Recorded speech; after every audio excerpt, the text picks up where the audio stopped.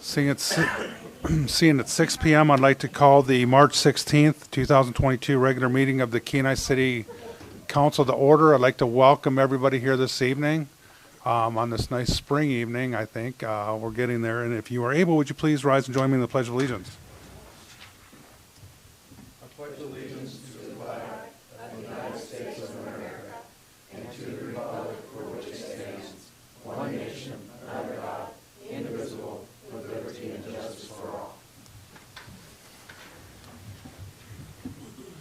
Clerk, please call the roll. Councilmember Naxted? Here. Councilmember Gabriel? I'm sorry, Mayor Gabriel. Here. Vice Mayor Glendenning? Here. Councilmember Baisden? Here. Councilmember Sonart? Here. Councilmember Petty? Here. Student Representative Thibodeau? Here. Councilmember Winger? Present. You have a quorum. Thank you, Madam Clerk. Council, tonight we have no laydown, so we'll go to agenda approval. Councilmember Axted. Thank you, Mayor. I move for approval of the agenda as presented. I'll second Request that. unanimous consent. I'll second that. Moved and seconded, unanimous consent requested. Is there any objection? Seeing no objection, the agenda is approved. Next up, we have the consent agenda. Councilmember Axted. Thank you, Mayor Gabriel. I move for approval of the consent agenda and request unanimous consent. Second. Is there anybody on the council that'd like to amend the consent agenda at this time? Seeing none, I'd ask the clerk to please read the consent agenda into the record. Thank you, Mayor Gabriel. Approval of the regular meeting minutes of March 2nd, 2022. Approval of the work session summary of March 7th, 2022. New business action approval, bills to be ratified, brought to you by the administration. Action approval of a non-objection liquor license renewal for Main Street Tap and Grill and the Fraternal Order of Eagles, number 3525, brought to you by the city clerk. Ordinance number 3274, 2022, increasing estimated revenues and appropriations in the general fund, Parks, Recreation, and Beautification Department, and authorizing an increase to the multipurpose facilities management service purchase order to Redline Sports for additional ice maintenance service, brought to you by the administration. Excuse me. An ordinance number 3275, 2022, amending Kenai Municipal Code, Chapter 23.05, General Provisions to add a new category of temporary employee titled Program or Project Employee, and Chapter 23.40, Benefits to establish benefits for this category and make housekeeping changes, brought to you by the administration, and that is your consent agenda. Thank you, Madam Clerk. Is there anybody in the general public that would like to speak to any item that is on the consent agenda, which was just read into the record? Seeing none, we'll bring it back to council. Unanimous consent was requested. Is there any objection? Seeing none, the consent agenda is approved. That brings us to item B, scheduled public comment. And this evening we have Katie Cowgill, Kenai Peninsula Reentry Coalition, Alaska Department of Corrections Reentry Simulation. I know we have Mayor Carey also here, I think, on behalf of this group. So you have the floor. Yeah, right up here, and there you go. You can either sit or stand. It's up to you, whatever you're more comfortable with. And good evening, Katie. Thank you for providing your presentation. And thank you, council members, for allowing me to speak today about our upcoming reentry simulation. As the mayor said, my name is Katie Cowgill, and I'm with the Kenai Peninsula Reentry Coalition. I currently work as the interim program manager as well as reentry case manager for the coalition. Next slide, please. Sorry. Reentry refers to the release of inmates from jail and prison back into the community. Our coalition works with adult men and women that are leaving sentenced facilities onto the Kenai Peninsula, meaning they've served all their sentence. All of them are on supervision, meaning that they check in with a probation or parole officer regularly through the Kenai Probation Office. I believe it's important to note here that our program and reentry services in general do not affect an offender's sentence. We don't affect the length of time they're sentenced. We have no bearing on their supervision status or the status of security while they're incarcerated. Our participants are at the highest risk of recidivism. Next slide, please. Across the Kenai Peninsula, we have 6 separate correctional facilities. These span from transitional or minimum security to maximum security at Spring Creek and Seward. Next slide, please. I'm sorry. Of those 6 facilities, we know that over 2,200 inmates were released onto the peninsula last year. Can you please skip to, oh, I'm sorry, to the next slide. And then the next one, sorry. I do want to clarify in this one that it's supposed to be 95%, and that's my apologies. I had a little mixed up with my presentations. More than 95% of inmates are released from state institutions in their lifetime. According to the U.S. Department of Justice, between 650 and 700,000 people are released every year from incarceration. And Alaska sees nearly 10,000 releases each year. Next slide, please. For every 3 offenders that are released, 2 of them will recidivate.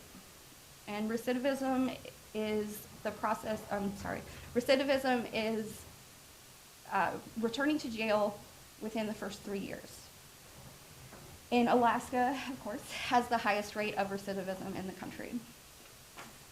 Can you skip to slide 12, please?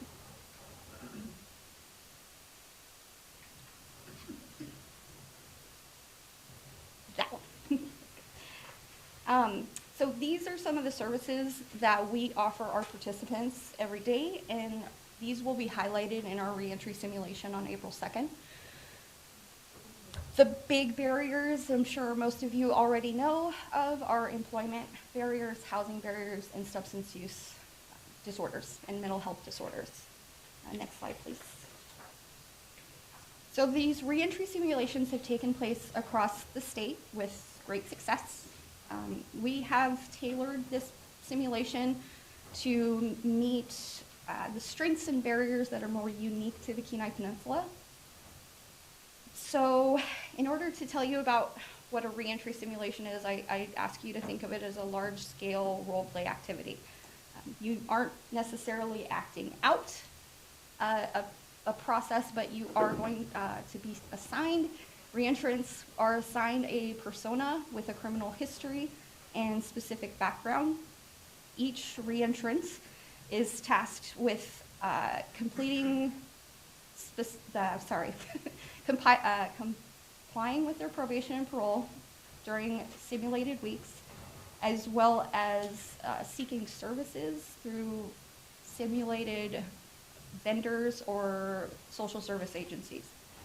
At the end of each week, probationers that have not successfully completed these tasks may be sent to jail or given more stringent parole conditions. This is meant to showcase what it actually looks like for someone who has a specific criminal history or a lack of resources and the barriers that they see in complying with probation and parole. If they aren't given shelter, it's really hard for them to get into treatment. If they don't have a place to shower and do laundry, it's hard for them to go find a job. At the end of each simulated week, reentrants that are in jail are given an opportunity to bail out or serve their sentence in the following week. Next slide, please. So the reason I'm presenting today is that it's important for local policymakers and change makers to have the chance to attend this event, because change and understanding really begins with all of you. And the barriers to employment and housing and other basic needs that we see will be highlighted during the simulation, allowing participants a deeper understanding of what our reentrants face every day. Next slide, please. So we don't all have lived experience or a personal connection to incarceration or reentry. It's a good thing. This is a unique chance to sort of build an actual emotional response within yourselves, along with understanding the emotional turmoil that some of these reentrants might face when they can't have their basic needs met because of their criminal history. Next slide, please. So picture for a moment the worst time you've ever had in your life. And think about the actions and reactions that you made when you were in this moment of high stress and trauma. Now imagine if every single moment of your life from then on was defined by that horrible time. For most of our reentrants and myself, this is a reality, and it is the biggest barrier to employment and housing that we see and meeting their basic needs. So the choices that they've made in their lowest moments now shadow their future forever. The barriers of a criminal record to employment and housing actually cause recidivism versus eliminating risks to the community. The only way that a system can change is from support of leaders like yourselves. And we know from the Reentry Coalition that change is possible because we've lived it, many of us. This moment was one of my worst. And yes, I have to prove every day to myself and to others that I can do this. And it's a lot of work. I'm not going to say it's not. But all of our reentrants have put in a ton of work. And they want to change. They want help. Everyone who's come to us wants this badly. What we need from you is help understanding and reducing the stigma so that we can actually change policy. Next slide, please. Reentry services can and do work, as I said, through intensive case management and meeting his basic needs where he was at. Johnny was able to recover and break that cycle. After 16 years, more than half of his life on probation or parole, Johnny is finally off paper and has successfully completed his supervision. 16 years of bouncing in and out of incarceration, struggling with substances and trauma. Johnny's needs, where he was at, by meeting Johnny's needs where he was at, he could thrive and now has become a productive and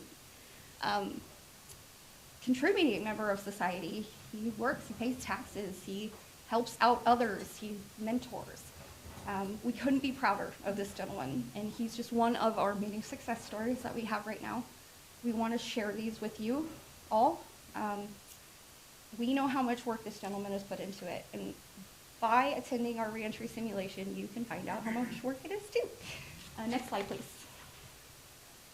So this is my ask. I want to extend a sincere invitation that you each join us on April 2nd. It's a Saturday from 11 to 3. Lunch will be provided. It should be fun, but it'll also be enlightening. Each year, this is my last bit, each year, every incarcerated individual costs our government, our taxpayers, more than $50,000. That's way more than I make in a year. And our simulation can help you all learn what you can do to break this cycle, to stop costing our taxpayers, to set the pace for change, because it's going to start with you, and we need you there. So thank you again for allowing me to speak. It was wonderful. We appreciated a great job. Thank you, Ms. Calga. Now, we'll probably open up. Do you mind taking questions from the body if they have any? Councilmember Winger. Thank you, Mayor Gabriel.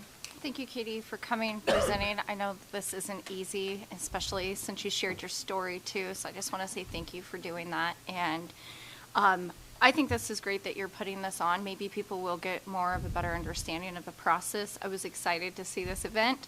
I reached out to Jody Stewart, said, hey, I'm interested right away, and then realized I had a confliction in my schedule and will be out of town. But I look forward to hearing maybe a follow-up on this, on how this event panned out for you guys. And then I just want to tell you, I went to school with you. I remember you. Keep doing a good job, and just, you're doing a great job and making a difference in the community, so keep it up. Thank you. Thank you. Any other questions, comments for Ms. Calgo? Councilmember Petty. Yes, ma'am. Thank you for your presentation. And will this be an annual event? Or is this the first one? It is the first one, so I think we'll know a lot more after. We hope to bring it to the South and East Peninsula as well, but there have been some logistical things that we just need to work out first. So And so if I needed to contact you, the information that's on the back of this brochure, I it could is. reach out can- to you? I can leave some business cards. with- Okay, with that's it as well. splendid. Thank you. Any further questions? Vice Mayor Glendinning? Yeah, thank you. This might not pertain directly to your program, but a good part of reentry into society involves maybe some skills training, education, things like this, or maybe just nuts and bolts on how do you do this? How do I get from point A to how do I start? Where do I go? And is this part of your program, or do you lead people to find that source of information? I would say both. So we try to offer some skills training. It's just me right now, so I have limitations, but I do try to work with them on budgeting, especially because I think they come out and they start getting a little money, and it's like, well, where's it going? And I've done that myself. I'm sure we all have been there. It's like, where is this all going? So a little bit of budgeting. We definitely work with them on substance use disorders and mental health disorders. Parenting classes and anger management, batterers intervention, those are referred out to community providers. I'm trying to think of other ones. I would love to get an MRT program started in our case management, but again, until we find some additional staff, we'll. Well, some folks might need help with. I don't say they graduated from high school and they're just a few courses away from getting a 2-year or 4-year degree. Is there a path forward that you can show them how to apply for that, or evaluate the skills that they have and find out what they really want to do, really want to need, or even something as simple as a GED? Is that in your view? Absolutely, yes. So there are definitely options. We've had a few guys come out that have done their GED courses and they just need to take the test. There's a lot of resources that our community kind of already provides, so we try to utilize those when we can. In terms of helping them figure out kind of where they want to go, there is a lot of conversation that happens, because that's absolutely something when they find that they're doing the work and they are no longer in the grip of addiction and they're staying out of jail, they sometimes don't know what to do with themselves. So yes, absolutely having a conversation. If you've worked on the oil field forever, but you've always kind of fallen down the rabbit hole a little bit, that might not be the best path for you. So we do absolutely work with them on vocational I don't want to say testing, but a lot of conversation, and it's kind of a little bit like therapy, I won't lie, a little bit of understanding and trying to help them pull out of themselves what they want in reality. So.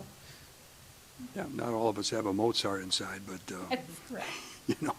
maybe a Johnny Depp. I don't know, but we can reach in and find our better angels and go on from there. Thank you. So I'll make this quick. One of the things that I always ask my folks is, what do you do for fun?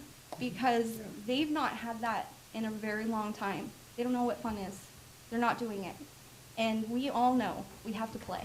That's a huge part of life. So trying to help them find hobbies is absolutely something that we work on. So, thank you. Councilmember Sonart? Thank you. Oh, you need to turn your light on. I think it went off. Thank you, Mayor. Katie, thank you for your presentation and your courage to share your story with us. During your presentation, I heard the comment a couple of times about hopefully getting policy changed. So in your opinion, your perspective, what kind of policy or what area of policy are you looking for or hoping to change? So the biggest barriers that we see, as I mentioned, are employment and housing. For employment, and maybe some of you have heard Ban the Box, it's bill. The question of, are you a felon on applications, and the fact that people are excluded from work that they are more than talented at doing, because they have a criminal history has been a huge barrier for our individuals. Finding, unfortunately, higher skilled jobs have higher protocols in terms of criminal history. So they're less stringent, they're more stringent towards people with a felonious past. The other one is housing. So I could house a murderer easier than I can house an arsonist. Someone who has burglarized, you would not believe. We find it hard to even get them into supportive housing, like through shelters or some of our wonderful programs here, like Set Free and Freedom House, and I don't want to, Diamond Willow, I want to make sure I don't leave anybody out, but they're amazing. But that arson and the sex offenses, there's nowhere for those people to go. So it either takes a whole lot of money being thrown at this problem so that we can build places that are exclusively for people with criminal histories. I know Friendship Mission has done that, and they have been amazing, allowing our sex offenders to go somewhere when they don't have a place, but there's just not enough. So the other piece is just changing the policy of housing authorities, I guess. I don't know a whole lot Thank about you, it, Katie. but that's not That more obvious. than answers my question. Thank you. Any further questions or comments? I want to thank you for presenting here, and I may have a conflict that weekend too. I mean, so the sort of outline of this program is you kind of show up on April 2nd for 3 hours, and then your what was the sort of time commitment for the follow through for? Is it like? We're saying 11 to 3. It won't go till 3. Okay. I mean, 3 is there will be- anything beyond that? Is that? In terms of the time of day?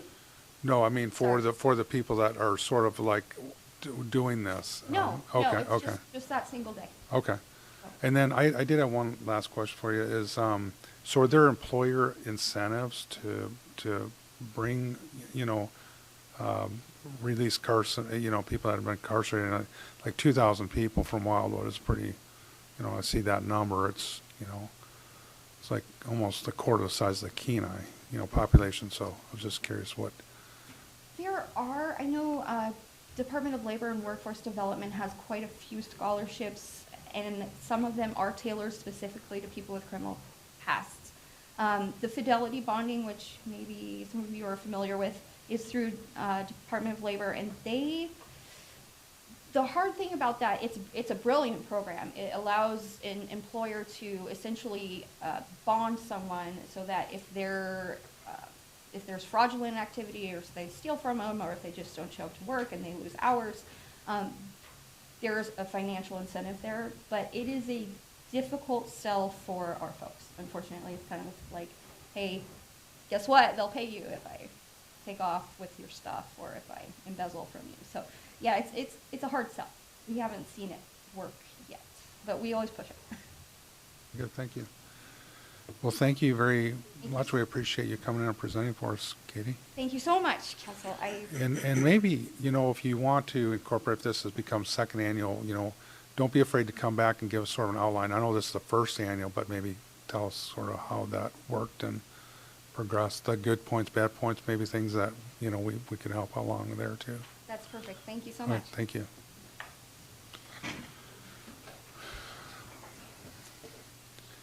We have no other scheduled public comments this evening. Next, we'll move to unscheduled public comments. Is there anybody from the general public that would like to address the council at this time on any item that is not on the agenda or consent agenda? So I see a young man here first, and then we'll go to Mr. Haig. So, young Mr. Winger, you're up first.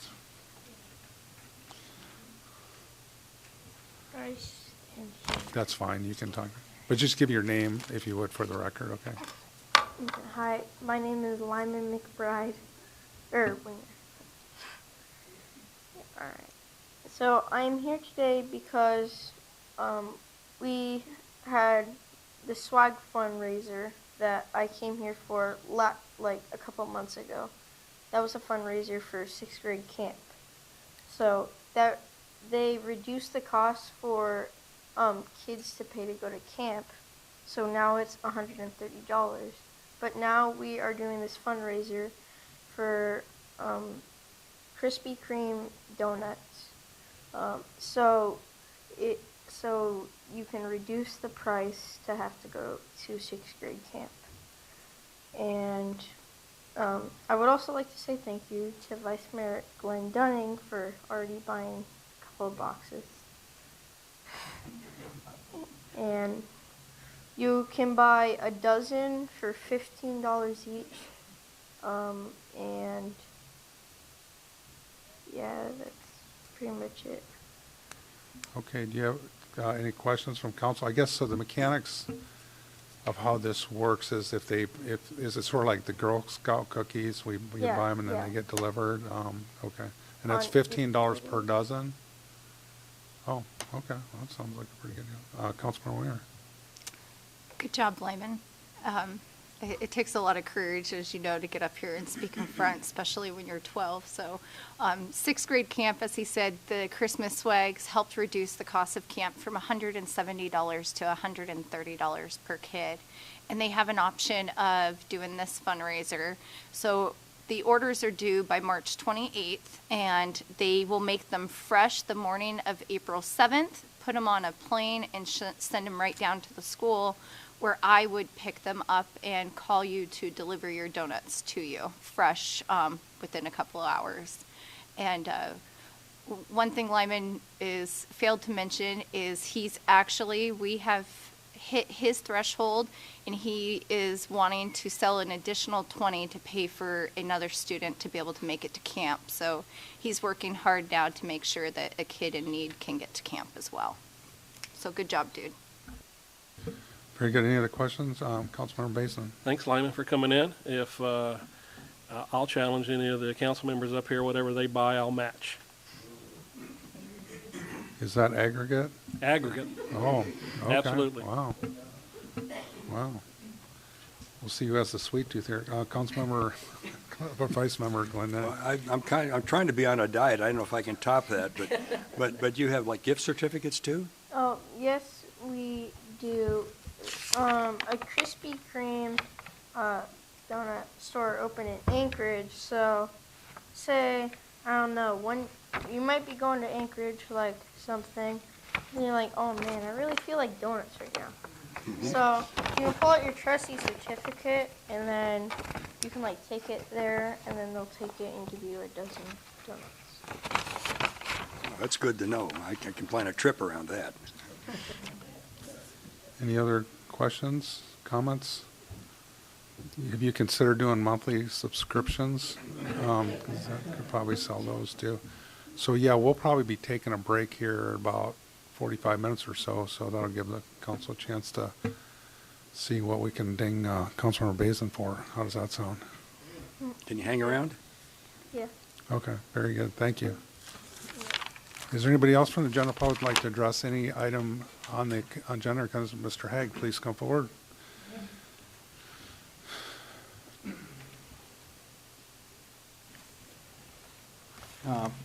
Thank you for listening to me here. My name's David Hague. I don't live in Kenai, but I've lived on the Kenai Peninsula borough for my whole life. I'm here to request that you pass a resolution to defend our Constitution. Alaska's founding fathers wrote a wonderful Constitution meant to protect Alaska's citizens. Article 1, Section 8 articulates this. It says, quote, "The power of grand juries to investigate and make recommendations concerning the public welfare or safety shall never be suspended," unquote. You might wonder what the exact intent to the delegates was. Page 1307 of the Constitutional Convention states, quote, "The grand jury is preserved for all purposes, particularly for investigation of public officials." Alaska's laws and grand jury handbook back up our Constitution. Alaska Statute 12.40.030 states, "Duty of inquiry into crimes and general powers. The grand jury shall inquire into all crimes committed or triable within the jurisdiction of the court and present them to the court. The grand jury shall have the power to investigate and make recommendations concerning the public welfare or safety." Alaska Statute 12.40.040 states, quote, "Juror to disclose knowledge of crime.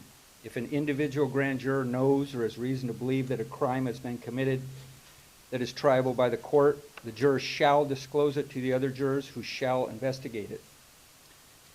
Yet at least 4 grand juries, 2 in Anchorage and 2 here in Kenai, have been ordered by public officials to stop investigating public officials.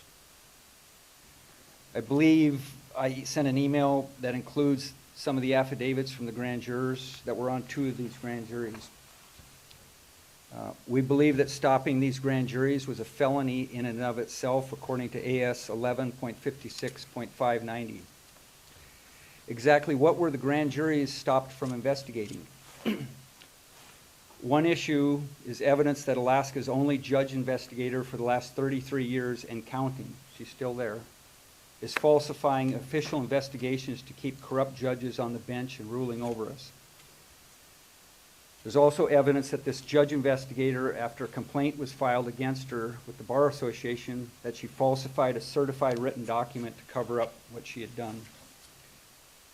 There's also direct evidence that the Kenai Peninsula's district attorney conspired with law enforcement to falsify physical evidence, and then knowing it was false, used it at trial, and then violated an official written discovery request so no one would find out what he had done. It was this same DA who stopped the Kenai grand juries from investigating him.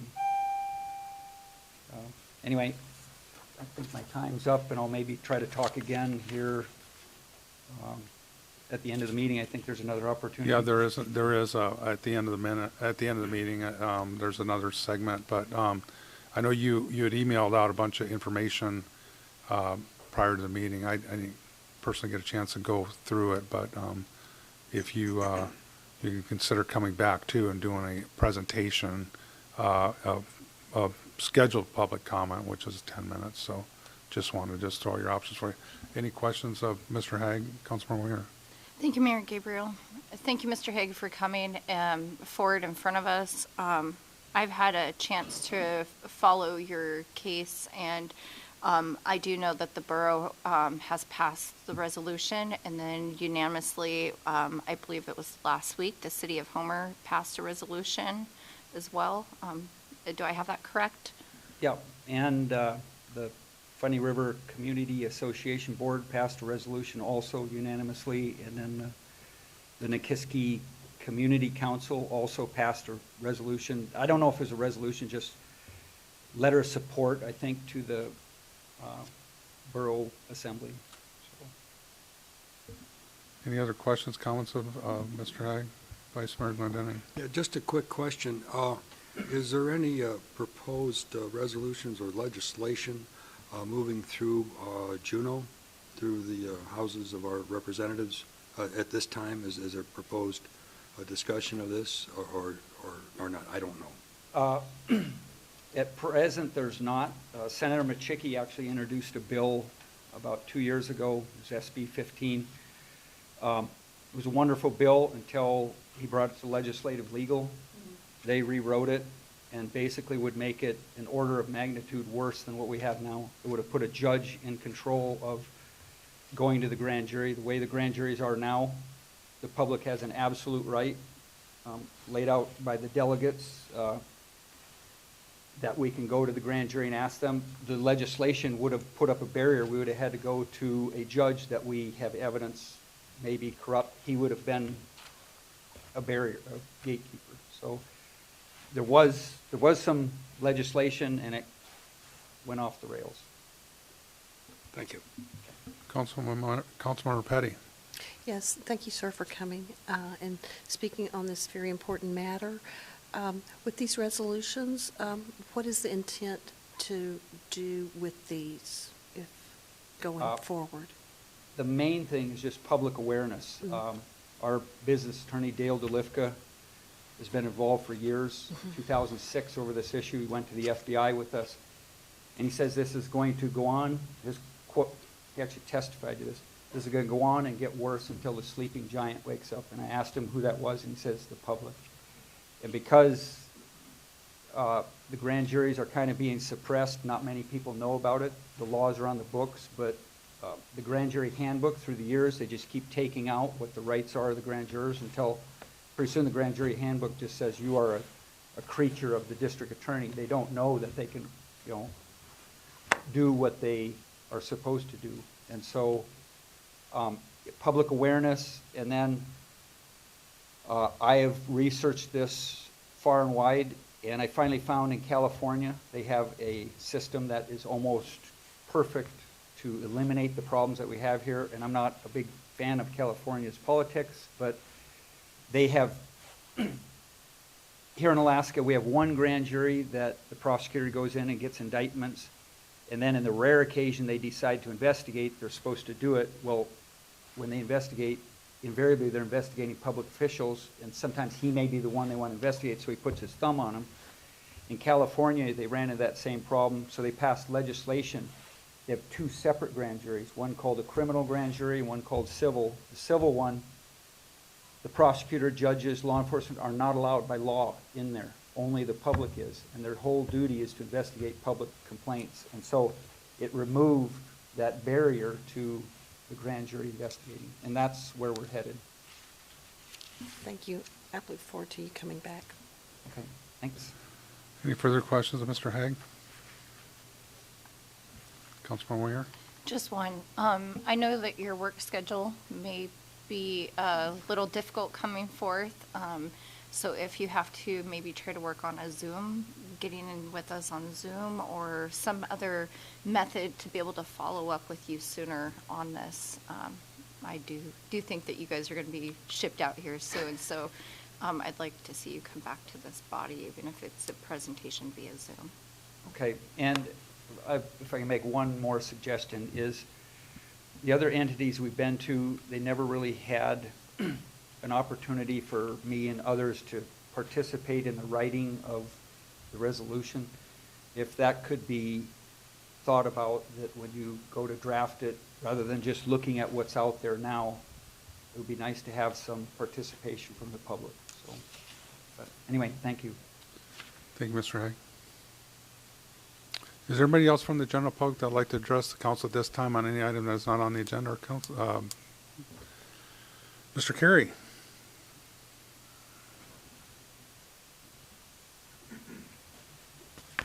Thank you. Tonight what I'd like to do is I'd like to thank you and all the people in our community, and there are many, many of them that work helping in the criminal justice system. 10 years ago, I finished a tour as borough mayor and looked at what I wanted to do with my life for the forward. And what came up to me was I wanted to help those who were involved in the criminal justice system. I wanted to particularly help those who were in prison. And so I started going out to Wildwood pretrial to do a Bible study. Always went with another person, always went with a woman. And again, they were almost all from Kenai, as it turned out. And we did Bible study. Did that for 2.5 years, and then I was on the grand jury. I was the foreman of the grand jury here in town, and was told afterwards I couldn't go to pretrial because some of the statements that I had written, again signed as the foreman of the grand jury, might be someone that I would see in pretrial, and they might not like seeing me, and they weren't sure it was safe. They recommended instead that I might go over to the prison side. I might go over to Building 10.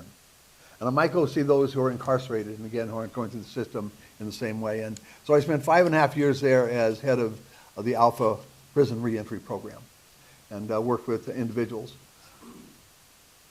There are so many people in this community who are involved in helping to work with those people who are incarcerated. And I don't think they get near the applause. Certainly those who are involved in the criminal justice system directly as law enforcement officers.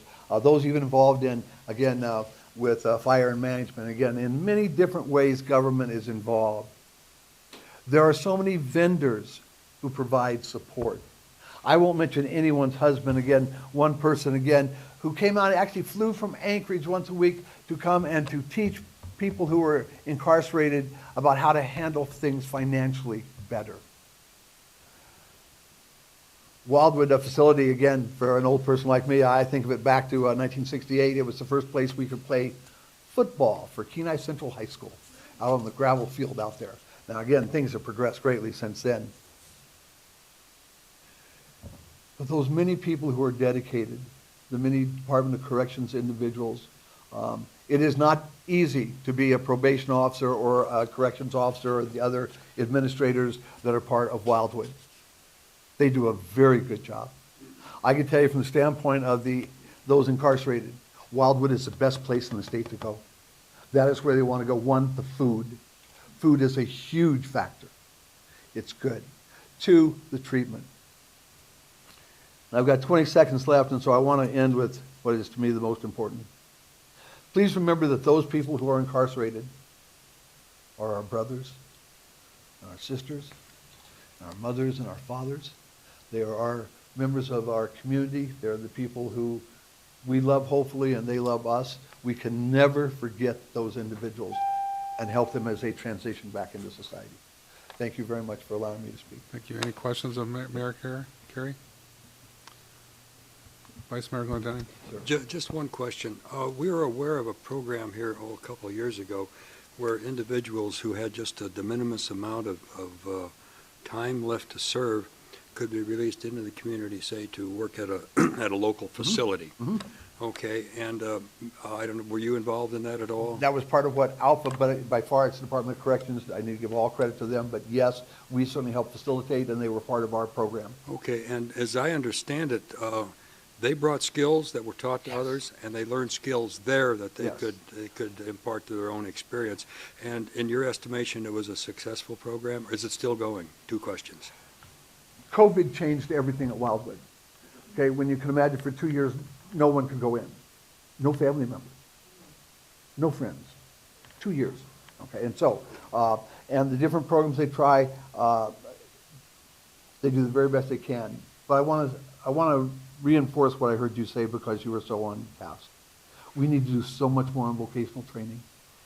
They will show up at any class you offered because they don't have a whole lot else to do. Okay, I can say that myself. They showed up at my classes. Again, they weren't all committed to the Bible. That wasn't their only purpose.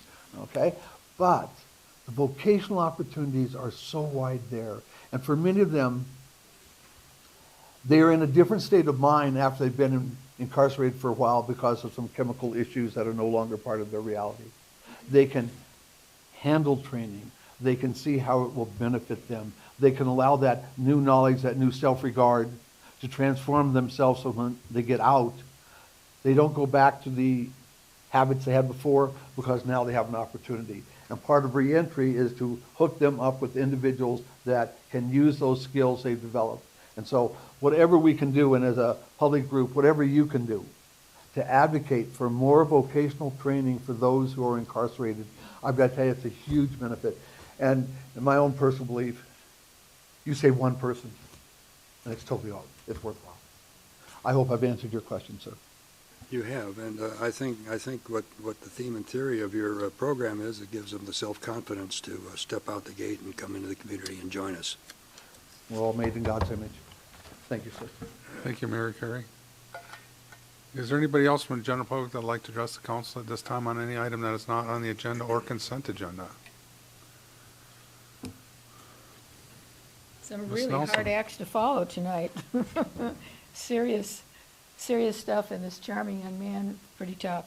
Mine's pretty straightforward. On April 7th will be the first Thursday for April, which means that's the art show opening for the Arts Center for the month, Marion Nelson Kenai Arts Center. And next month is a big deal, one of the biggest shows that we have all year, because it involves school kids from throughout the borough.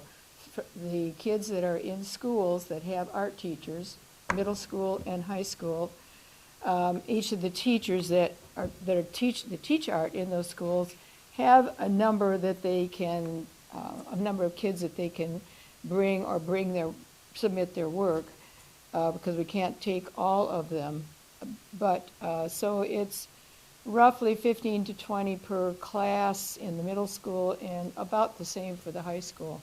So in the main gallery, for those of you that have been in the building, in the main gallery are the high school kids' artwork, which is extremely eclectic. There's always something electronic moving around and so forth and so on, as well as what's on the wall and some pottery pieces and so forth. But now, since the back room, or what we formerly call the workshop room, where the jail is, that's where the middle school art will be displayed. And since we took out part of a wall in there, that makes for a challenge. But we have addressed that. And in the end, we probably will have more display area than what we had before by virtue of hauling in the standards, if you will, that Chris Janess has in his art room at SoHi and some other things, maybe using a wire to hang some things that we hadn't done before because it really wasn't necessary, so forth and so on. So anyway, April 7th, 5 to 7, and maybe a little bit before and maybe a little bit afterwards because there's just a lot of kids. And they are given awards. The teachers figure that out, and they're the ones that decide that. We surely do not. That would not be a smart thing to do. The teachers also, and the parents, bring food for that, refreshments for that event, and they do the presentation of the awards. So it's pretty fun. Lots of siblings, lots of parents. Any questions on that? Any questions of Ms. Nelson? Okay, see you there. Thank you. Is there anybody else from the general public that would like to address the council this time on any item that is not on the agenda or consent agenda? Seeing none, we'll move to public hearing. Is there anybody online, Shelley? There are no hands raised. Okay, very good. Thank you. Seeing no other testimony this evening, we'll move to public hearings. First up, item D1, resolution number 2022-14, amending the employee classification plan by adjusting the ranges of temporary parks and recreation and personal use fishery positions. Pleasure, council. Councilmember Nexton. Thank you, Mayor. I move to adopt Resolution 2022-14. I'll second. Is there anybody from the general public that would like to testify to resolution number 2022-14? Seeing none, we'll bring it back. Is there anybody online, Shelley? There are no hands raised. Very good. We'll bring it back to council. Comments from council, deliberation? Vice Mayor Glendening. Yeah, just a question. If I read through the legislation and maybe the supporting memo, this is a subtle change in duties from department to department. We're going to give Parks and Rec a little more hands-on with aspects of the summer PU fishery. Do I have that right? Mr. Ostrander. Yeah, thank you. Thank you, Mayor Gabriel. Vice Mayor Glendening. Yes, so what was previously controlled or managed by other departments is now all being consolidated with Parks and Rec. So they'll be handling both the dock workers and then the shack attendants for the PU fishery on North and South Beach as well. I would like to say, one, there's a couple items in this resolution that do require an amendment. In the second to last whereas, it states that these proposed changes would not result in an increase to the FY 2023 budget. That should actually be FY 2022. And then at the end it says beginning in FY 2024, that should actually be FY 2023. So I would respectfully request that council could make that amendment. There is also one error in the memo itself. One of these positions, which on the second page of the memo, you see the same language about 23 budget and 24 budget is in there as well. However, the table on the second page of the memo, in all cases except one, this would result in an increase in the hourly wage of these temporary employees. However, for the temporary dock, what used to be the temporary dock worker and that now is going to be the temporary personal use fishery attendant, they actually used to be a range T8. This resolution would reduce that to a T4. It shows their current starting hourly wage there in the table is $13.39 going to $14.76.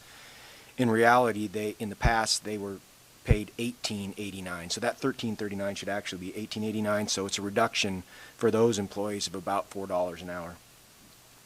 And just to explain why that was done, what we had with our temporary workers was disparate levels of compensation, which made it really difficult, for example, Parks and Recreation, to fill those positions because some of these other positions paid so much more. So what this resolution does do is it creates an equitable payment schedule for these employees so that all of them should be equally attractive. But it also does overall increase the wages to make us more competitive with other surrounding municipalities. So those are my comments. Thanks. Okay, just a follow-up. So do I see that we're going to reduce the number of folks by 2? And I think my observation is correct. But are we still going to be able to service the PU fishery program? I guess I should know more about it, but don't we have workers that actually go on the beach and help pick up carcasses and run tractors and rakes and maybe even show folks around to where the bathrooms are and maybe not have them throw fish guts on the sand? These type of things. Are we going to be covered enough with people, even though we're going to perhaps reduce the head count? Mr. Ostrander. Thank you, Mayor Gabriel, Vice Mayor Glendenning. So this resolution doesn't change the number of employees. It gets rid of 2 classes of temporary employees, but it's not going to, the actual staffing numbers are not going to change. So yes, we will have sufficient personnel to cover those, both the Parks and Rec summer long duties plus the PU fishery duties. Okay, thank you. Any further discussion on well, first of all, I guess there is a requested amendment. Would Councilmember Naxton? Okay. Yeah, I've moved to amend the second to last whereas, replacing 2023 with 2022 and 2024 at the end with 2023, and request unanimous consent. I second that. Thank you. Unanimous consent was requested. Is there any objection? Seeing none, those amendments are approved. Further discussion on resolution number 2022-14 as amended. Councilmember Basin. Thank you, Mayor. For the city manager, I guess not having a history here with temporary employees that are hired in the summer and with the changes that you're making here with the hourly wage in today's environment, you feel like we'll be able to fill all the positions this summer? Mr. Ostrander. Thank you, Mayor Gabriel, Councilmember Baisden. I certainly hope we will. This gets us much more competitive than we have been in the past. I will tell you, over the past couple of years, we've really struggled, particularly on the Parks and Rec side, to fill these summer positions. We've been able to fill all the positions within the personal use fishery since I've been here, but we really struggled with Parks and Recreation. It was actually a collaborative effort between our new Parks and Rec Director, Brad Walker, and our new HR Director, Christine Cunningham, to come up with these ranges and what makes sense. And I'm reasonably confident that we'll be able to fill these positions this year. Thank you. Any further discussion on resolution number 2022-14 as amended? Request unanimous consent. Very good. Unanimous consent was requested. Is there any objection? Seeing none, resolution number 2022-14 is adopted. Next up, we have item D2, resolution number 2022-15, temporarily waiving the gym rental fee at the Kenai Recreation Center for the Twin Cities Athletic Association. Pleasure, Council. Councilmember Naxton. Thank you, Mayor Gabriel. I move to adopt resolution 2022-15. I'll second that. Is there anybody from the general public that'd like to speak to resolution number 2022-15?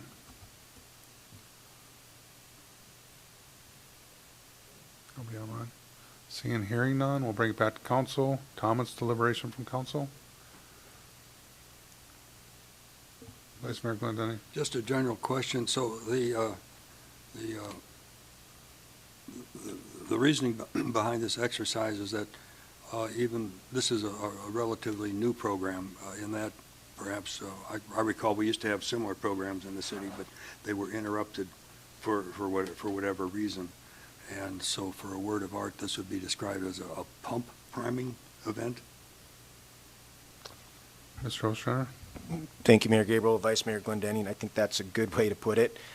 They did put this, actually, Twin City Athletic Association wasn't even formed until late last year. And they put together their budget and thought that based on that they'd be able to cover. In the end, they weren't able to. But they have said specifically they have the ability they think to cover next year. This is really giving them a little bit of waiving these fees for 1 year so that they can reorganize so that next year they'd be able to fulfill all of their obligations as far as fees to the city. And just a follow-up question, they don't seem to have any difficulty getting enough interest for the number of teams and the maintaining a schedule for occupancy at our facility? Yep. Mr. O'Shea, Through the mayor, Vice Mayor Glendenning. No, the turnout's been excellent, not only in the adult leagues, but now they've added the middle school league as well. And in talking to TCAA, they really are interested in expanding recreational opportunities to all ages in multiple different types of sports in the community. So I'm excited to see what they're going to do in the future. Thank you. Any further questions on resolution number 2022-15? Councilmember Nexon. Thank you. Actually, the city manager answered the question I had, so I would like to make a minor amendment to section 1, where it says March/April. I'd like to add after March/April 2022.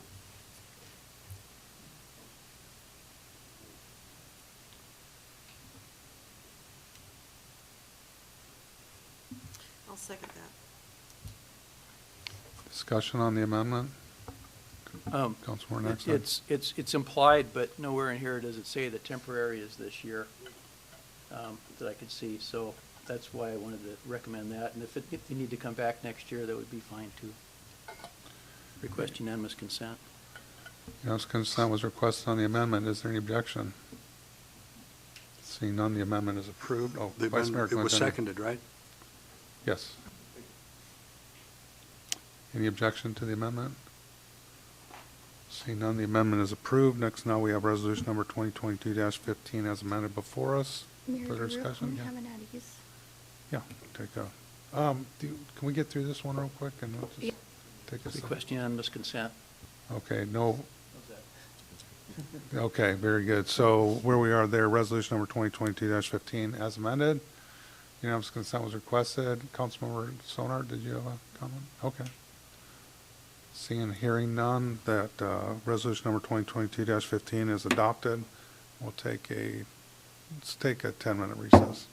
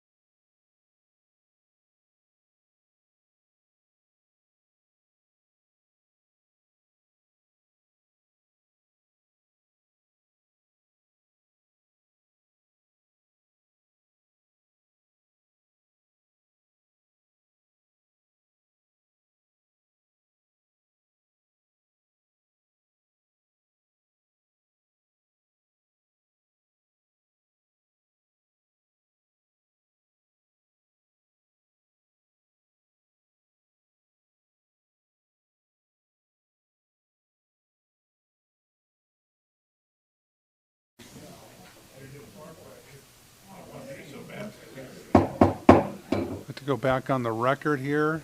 And council, we're on item D3, which is resolution number 2022-16, supporting the efforts of Kenai Central High School to secure grant funding for the construction of permanent restroom facilities at Ed Hollier Field. Pleasure, council. Councilor Naxton. Thank you, Mayor. I move to adopt Resolution 2022-16. I'll second that. Thank you. Is there anybody from the general public that would like to testify to resolution number 2022-16?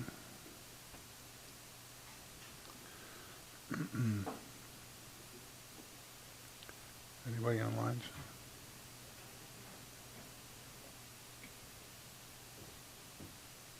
I see no hands raised, but we're admitting a new attendee right now. So. Okay, very good. So I'll take, if council doesn't mind, I'd like to just take the lead on this since I did sponsor this, and I'll just come right out and say I'd appreciate it if everybody wouldn't mind signing as the sponsor for this resolution. And as I spoke last time, our last meeting regarding Will Sherbernack, the vice principal over at Kenai Central High School, had applied for a mini grant for to help with the construction of the bathroom facilities. And this also includes a snack bar, so it's more than just bathroom facilities, permanent bathroom facilities. And that didn't really meet the sort of criteria of what we have that mini grant set up for. So I did ask him to please give us some information, and we would hopefully pass a resolution that would help them in their fundraising goals for the bathroom. Now, they do have permission from the school district to reach out to raise those funds. So all that has already been established. So what this does is it helps them with the community support that they may need if they go like for the Rasmussen Foundation and other groups like that. So I think this just gives them a little bit, that there's buy-in shows that there's buy-in from the community, that we certainly support this effort on his part. So with that, I'll open up for comments and ask that you please support. Comments from council. Councilman Weir. Thank you, Mayor Gabriel. I had read this into record a little over a month ago, the day that they had posted this on their website. I'm definitely in support of this. I think all of us have been a visitor to the high school for some event or another over the time being, and the long outhouse lines get to be a little rough, especially when you have children, and it's just really not appropriate to take your children potty by the highway.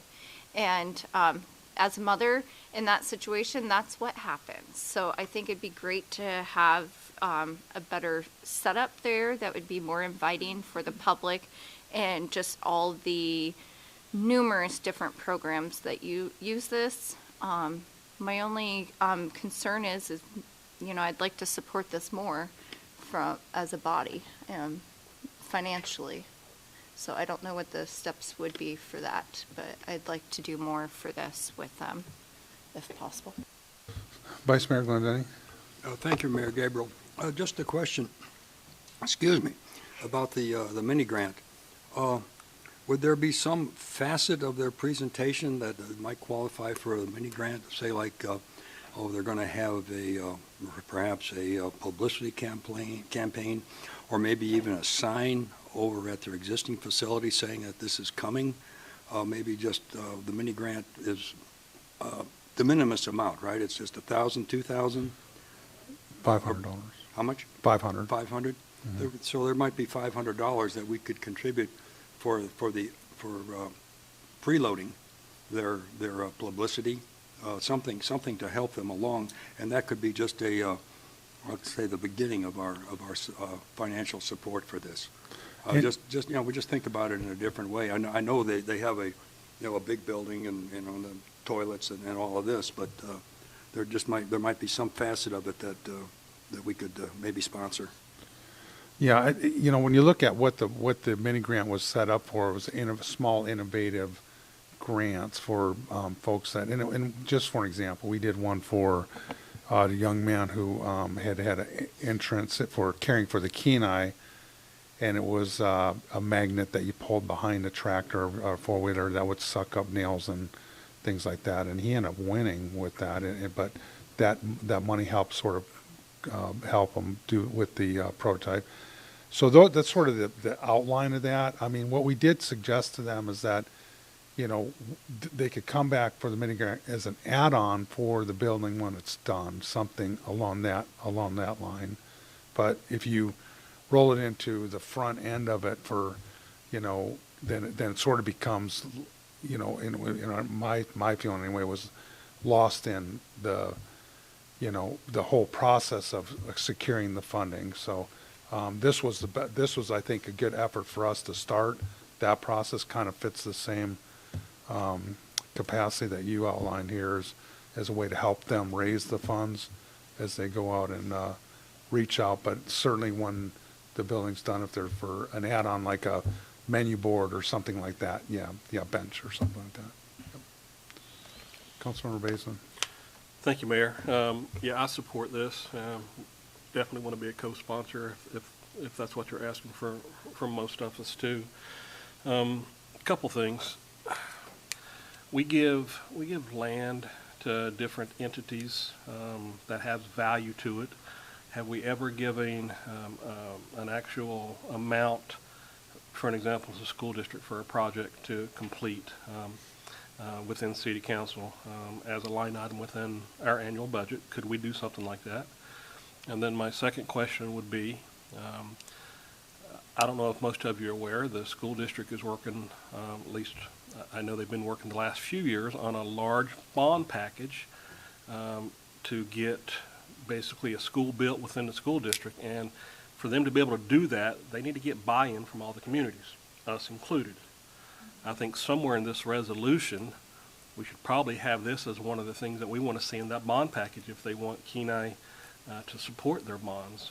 I don't know if anybody's thought of that. That might be something that we want the city manager to reach out to the school district, because I know they have their priorities, and I would say this here is probably somewhere down the line. And if we want to see it completed, maybe we ask them to put that in the bond package so it helps the people in the city of Kenai.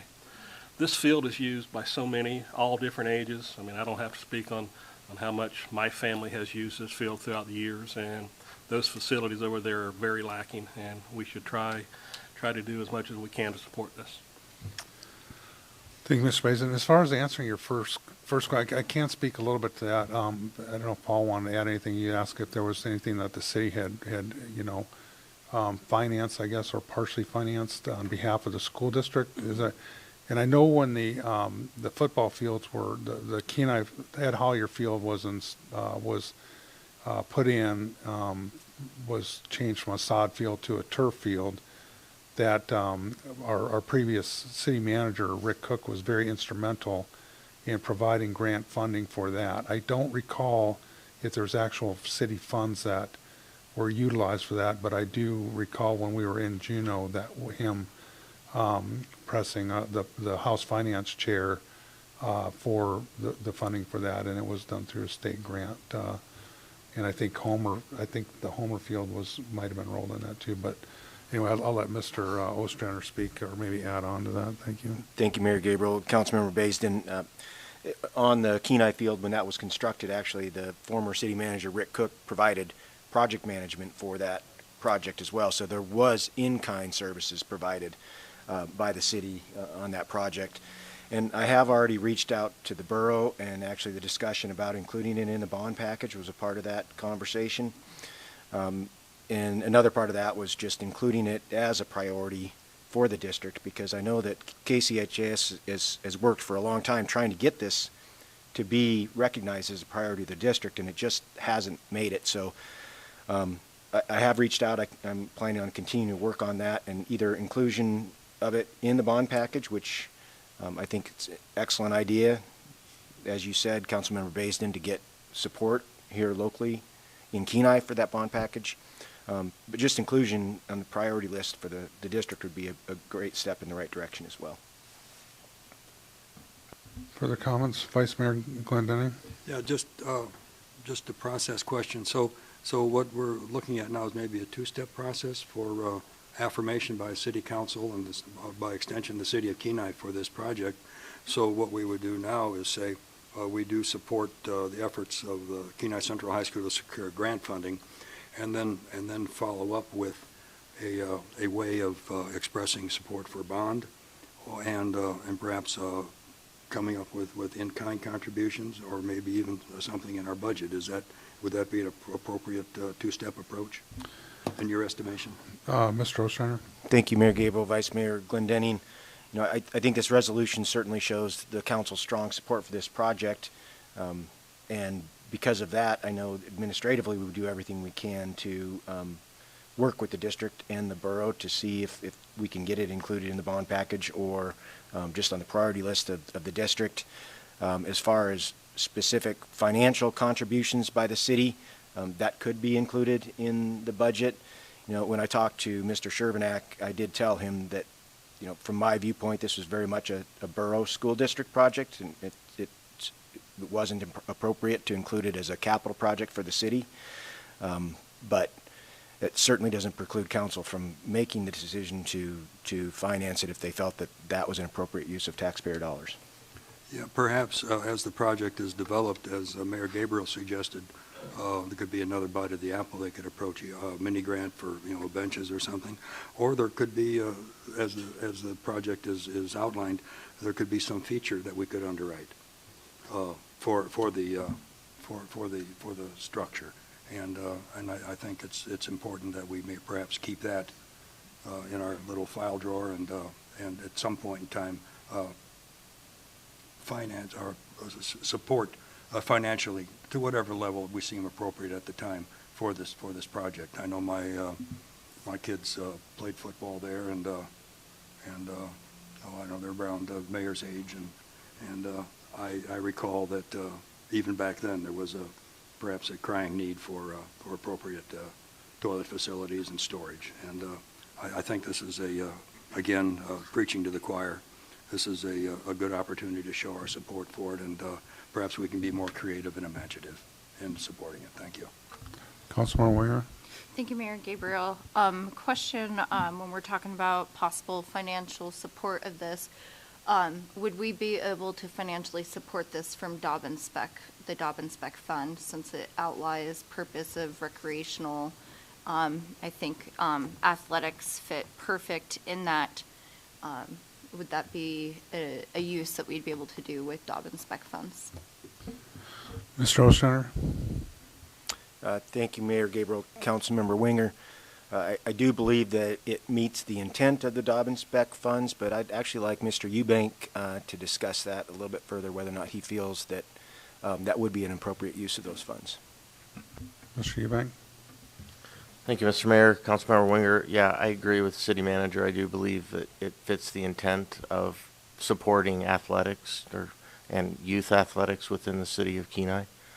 You know, I think if I could expand, and probably stepping a little bit out here, but I think the real question is, you know, looking at ownership of the facility and whether it's, again, the city's role to invest in a borough facility or something like that. So, but as far as Dobbin Spec, I think it meets the intent of those donors that it would support that. Thank you. Councilmember Petty? With this resolution, I am in support of supporting this. And like the city manager pointed out, this is a school borough facility. And I would be in favor of adding some sort of resolution in support of a bond, if part of that bond would come back to help that facility. But as far as, I would be very cautious about using city funds to fund a borough project. Thank you. Councilmember Basin? Thank you, Mayor. I guess to follow up with the finance director, you know, one of the things the school has done is because they have not been able to get this financed through the school district is they've set up a nonprofit. So if Dobbin Spec money was to be used, it would actually go to that nonprofit and not directly to the borough. Would that make a difference? Mr. Eubank through the city manager. Yeah, thank you, Mr. Mayor, Councilmember Basin. My perspective, no, I don't think it makes a difference. And I want to point out, I don't think that there's anything that precludes council from, directing us to provide money that gets improved on a borough facility. It's just not normally something that we've done to step out and step into the role, which has typically been the borough and the school district's roles to take care of their facilities and provide those facilities for the schools, and that's the only difference. I don't think that being a nonprofit really makes any difference there either. It doesn't change the fact that we're improving a borough facility with city money.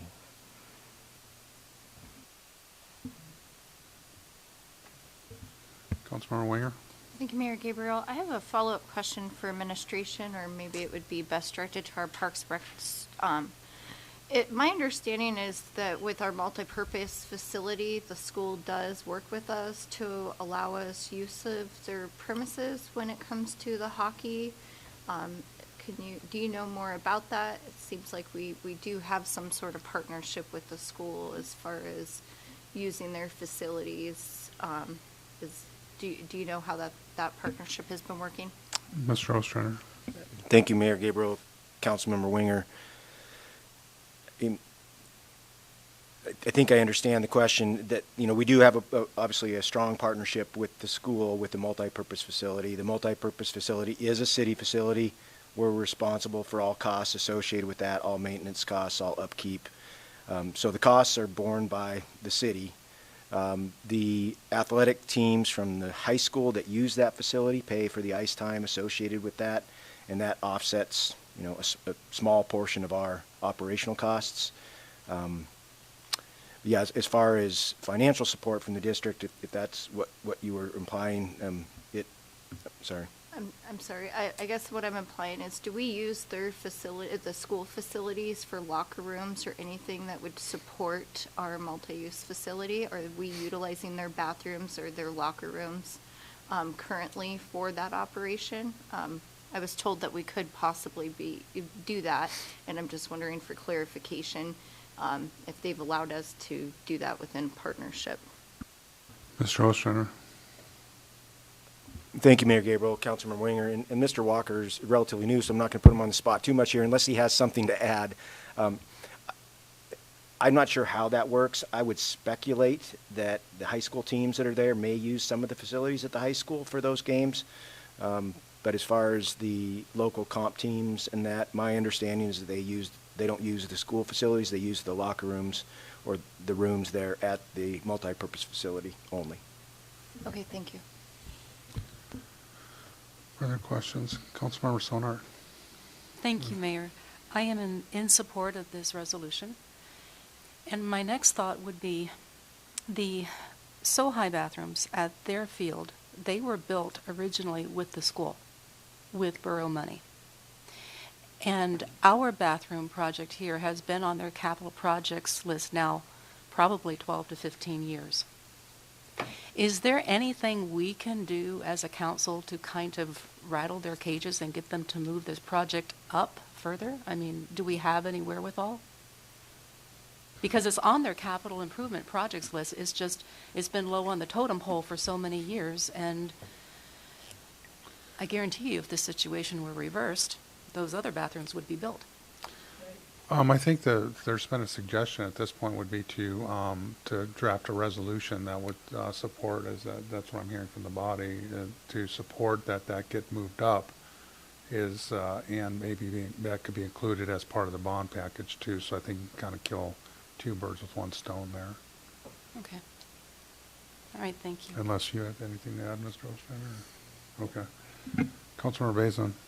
Thank you, Mayor. Yeah, and dealing with the bond package probably has, from the school district, if they put it out there this year, the chance of it passing, in my opinion, is still probably 50-50. So it's a big deal, and what they're trying to accomplish, of course, is get everybody to get a piece of it so they can get funding for KCLO.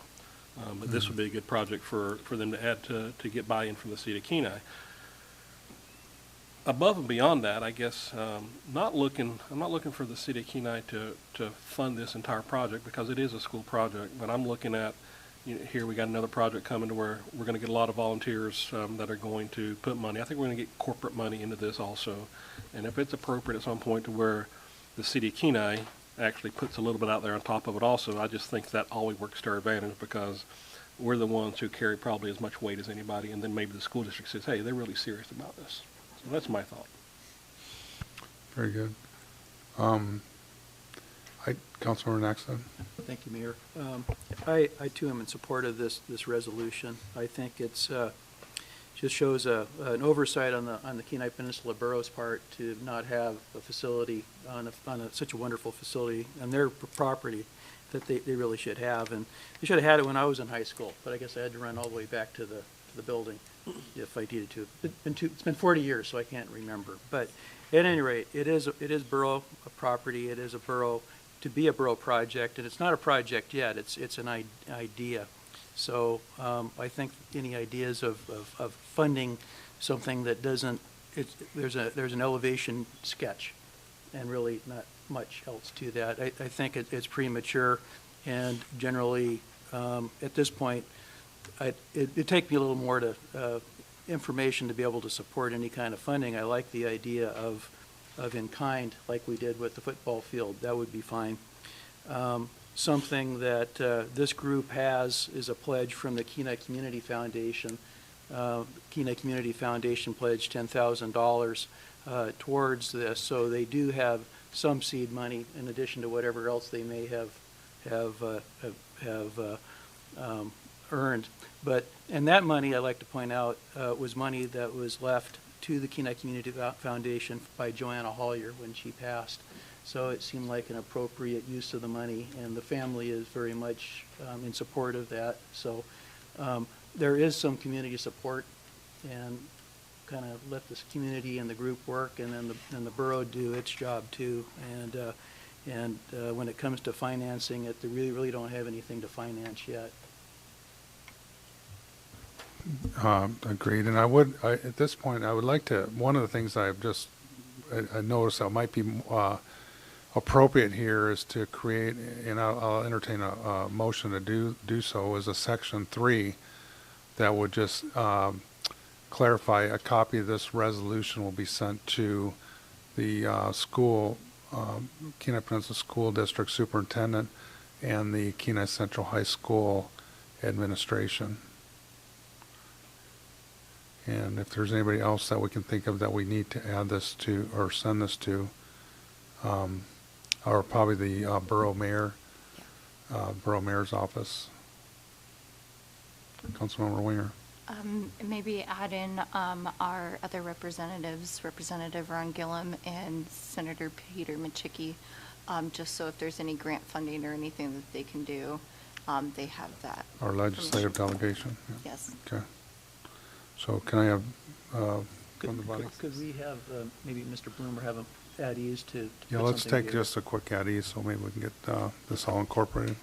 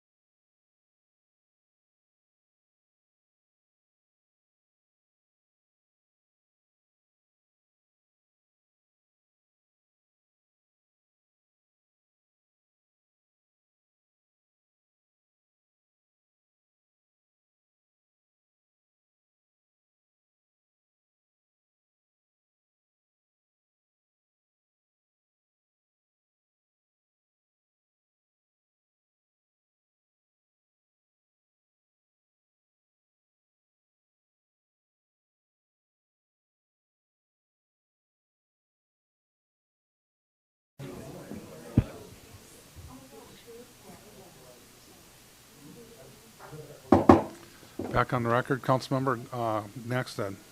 Thank you, Mayor Gabriel. I have a couple of motions, and I'm going to go ahead and make them all at once, if that's okay. I want to add to section 1 at the very end, to delete the period, and add and include the project in any current or future school district bond propositions, period. And then a new section 2 that'll read that a copy of this resolution be sent to the Kenai Peninsula Borough School District Superintendent and School Board, the Kenai Peninsula Borough Mayor and Assembly members, the Kenai Central High School principal, and the city's legislative delegations. And renumber section 2 that's in the packet to section 3. Thank you. Did you include the school board members on that amendment? Did I- Okay, very good. did I Yeah. leave something out? No, you got it. Okay, Okay. I just wanted to clarify. Is there a second to that? I'll second. Okay, discussion on the amendment? Councilmember Winger. Thank you, Mayor Gabriel. I think that encaptures what this body was hoping to do in going forth with this resolution and gets it to all the necessary people as well. The only thing I ask is, can we ask for a follow-up by our city manager as we hear more about this project? Bring it forth in your manager's report so we know the status. I see Mr. Ostrander nodding his head, so. Thank you. Any further discussion on the amendment? Request unanimous consent. Unanimous consent was requested. Is there any objection? So we now have before us a resolution number 2022-16 as amended. Any further discussion? And I just one last just clarification that everybody's good with signing as co-sponsors. See, not ahead, no dissension there. Was unanimous consent requested on the? Mayor, I was going to, but I think that this council felt strongly enough that I think we ought to, I'm not going to request unanimous consent. I think I'd like to do a vote. Okay, very good. Very good. Seeing no further discussion, clerk, please call the roll. Councilmember Baisden? Yes. Councilmember Sonart? Yes. Councilmember Petty? Yes. Councilmember Winger? Yes. Councilmember Naxted? Yes? Mayor Gabriel? Yes. Vice Mayor Glendenny? Yes. You have 7 yes votes. Resolution 2022-16 is approved. Thank you, council. Next up, we have resolution number item D4 under public hearings. Oh, somebody just came in. They weren't there before we got to here. Oh. Did they? Oh, did I miss something?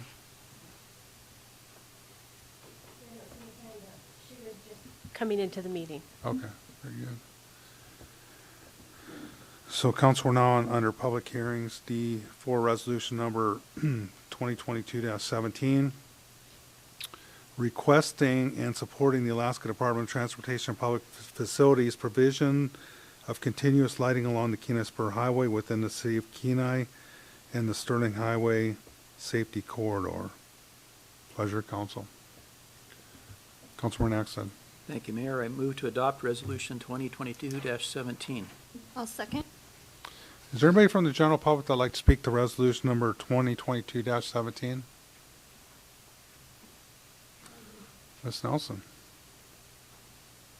Marion Nelson, 44629 Tower Hill Street. I'm really excited about this, finally to have lights all along the spur. It's just kind of like a dream come true for all of us who've lived here for a bit. But I would like to make sure that the curve, and we all know what that curve is, it has that long dark area to it, is included in that. That's been a danger zone for forever. Just a point. Anybody have a comment on that? Like, you know what I mean? You don't? Is that the one that's just to the east of Beaver Creek by Thompson Park? No, closer to town. Can you see it on the map up there? Yes, there's a map and there's the road. No, I won't be able to find it. Yeah, we're on Candlelight in that area. Yeah. You're always going through a dark spot till you get to the next light. And then there's a ways before you get to the next one, which I think is to a side street more than on the highway. It's a very poor light arrangement right now, and it is a dangerous situation, because you've got kids going along, you've got neighborhoods on both sides. Done. Thank you. Vice Mayor Glendenning? Yeah, just for clarification, this resolution talks about new construction, am I right with this, Mayor? And she's talking about filling in a void in the safety lighting in the current regimen, right? Yeah, and so just, I'm yes. throwing it in where I can. Right, and I don't know if that scope would include the existing drop-off, Mr. Ostrander. Thank you, Mayor Gabriel. So in discussions with DOT, this would backfill lighting in Phase 1 of the Kenai Spur Highway, and then also include it for the Phase 2. What I don't recall is if the Candlelight area was part of Phase 1 or Phase 1 started. Probably is not, but I'm saying that that's an incentive for you to, while we're doing the rest of it, for crying out loud, let's make it right in that area that's been a big wrong for a long time. And it's a safety issue. If we're going to light up the rest of the way it should be, let's do that finally. That's been brought up before many times. Done here? Yep. Thank you, Ms. Nelson. Is there anybody else from the general public that'd like to speak to resolution number 2022-17?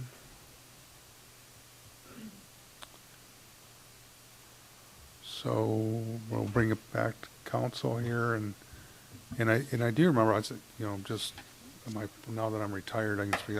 I'm not speaking for DOT, but I was working for DOT when this was originally scoped out, Phase 1 and Phase 2, and part of the discussion they had was dealing with moose vehicle strikes along that section of highway. It's one of the highest in the state, and they looked at different ways of providing mitigation. One was lighting and one was fencing, much like the fencing that they did out on the refuge on the Sterling Highway going towards Anchorage. So at that time, it was pulled, I believe, because of cost, if I remember right. So I'm happy to see maybe with LED lighting that costs have come down. This was scoped quite a number of years ago. So I do support this. I think that area is definitely got a high moose strikes and turning traffic also. So important, especially when we get into the later seasons where we got a lot more activity down here in the shoulder season and turning traffic, with trailers, boats, campers, and that sort of thing. So support that and open it up to council for comments. Councilmember Nexted. Yeah, thank you. I also support it for just all those reasons. It's a high moose traffic area in there, and I'm glad to see that. And to Ms. Nelson's comment or question, perhaps if there's a dark spot in the non-Phase 1, 2, in that other portion there, well, the state's putting in 6 miles or 7 miles, whatever it is, of lighting. If there's a light that should be added, perhaps somebody from the road department or somebody that's there at night take a look, and we can at least maybe bring it to the DOT's attention, and they'll evaluate it. At least ask. Don't ask, you don't get. Mr. Ostrander. Yeah, thank you, Mayor Gabriel. Councilmember Nexted. I made a note after Ms. Nelson's comment, and we'll reach out to DOT. Thank you. Should put that on one of our topics. One of our Juno topics. Juno. Councilman Winger. Thank you, Mayor Gabriel. I too will be supporting this. I know an electrician that worked on the Phase 1, and it's completely wired in for the lights. So I think it's great that we're getting this part of Phase 1 done only really a year after completing the road, the first phase of the road. We're not having to wait 15 or 20 more years to get the lights in. That is a safety concern. I know that they've worked for a long time mitigating it due to the moose kills. I've personally hit a moose in that section right before Morgan Steele, so it is definitely a high moose area. I've responded with our police department, and they've dispatched moose when they're in the little car cruisers, and I've helped pull the moose off. So it's definitely a high kill area. I do agree with Ms. Nelson's comment, and I'm glad the administration is going to at least ask about that other additional lighting. I will say it seems like this year there was a little bit less moose accidents in that area, and I think it's really contributed to the fact that they really pushed back the brush so they're not grazing so close into the road, and that's definitely helped, and the lighting will help even more, make it a safer journey, and I fully support this. Further discussion, Councilmember Petty. Yes. I would like to see the lighting, if we have a choice or comments in the choice of lighting, that it would be more of a yellow light so as to reduce light pollution, and also that the lighting would be facing down so as to reduce light pollution, because I know that a lot of the community enjoys the night sky and the constellations, and I would like to see that would be an option for us if that could move forward. Thank you. Further discussion, Councilmember Winger. Thank you, Mayor Gabriel. I think I have a question that would be more suited for Mr. Ostrander. Would we be able to have access to putting our city banners and or flags up along that stretch that falls into our city area? Would we have the ability to put our displays up on that so that we're encompassing more of our city footprint? Mr. Ostrander. Thank you, Mayor Gabriel. Councilmember Winger, I could make the assumption that it would be similar to the other DOT streetlights that we do put our banners up, so in all likelihood, we could do that. Councilmember Basin. Thank you, Mayor. I guess another topic, a couple meetings back, we talked about a company wanting to use the light poles for internet. Would that play into this, to where as this project goes, is there a different type of light pole that needs to be put in place to make it easier for that? Mr. Ostrander. Thank you, Mayor Gabriel. Councilmember Baisden, when we were talking with the company about their wireless internet, they were only talking about mounting on city streetlights. So I would assume that if they're looking to provide that service in areas that has DOT streetlights, that they would talk directly to DOT. But I don't know the answer to your question, I guess, whether or not a specific type of streetlight is necessary for that installation. Mr. Basin. Thank you, Mayor. Yeah, so that area out there, I think, would probably be a great area when you get out past Beaver Creek that is lacking in internet service. So if it takes place out there, those light poles would help. Using the DOT light poles, it'd be a big deal. Any further discussion on resolution number 2022-17? Councilmember Nexus. Request unanimous consent. Unanimous consent was requested. Is there any objection? Seeing none, resolution number 2022-17 is adopted. Next up, we have item D5, resolution number 2022-18, adopting the city's capital improvement plan for fiscal years 2023 through 2027. Pleasure, Council. Councilmember Naxton. Thank you, Mayor Gabriel. I move to adopt resolution 2022-18. That's second. Is there anybody from the general public that would like to speak to resolution number 2022-18?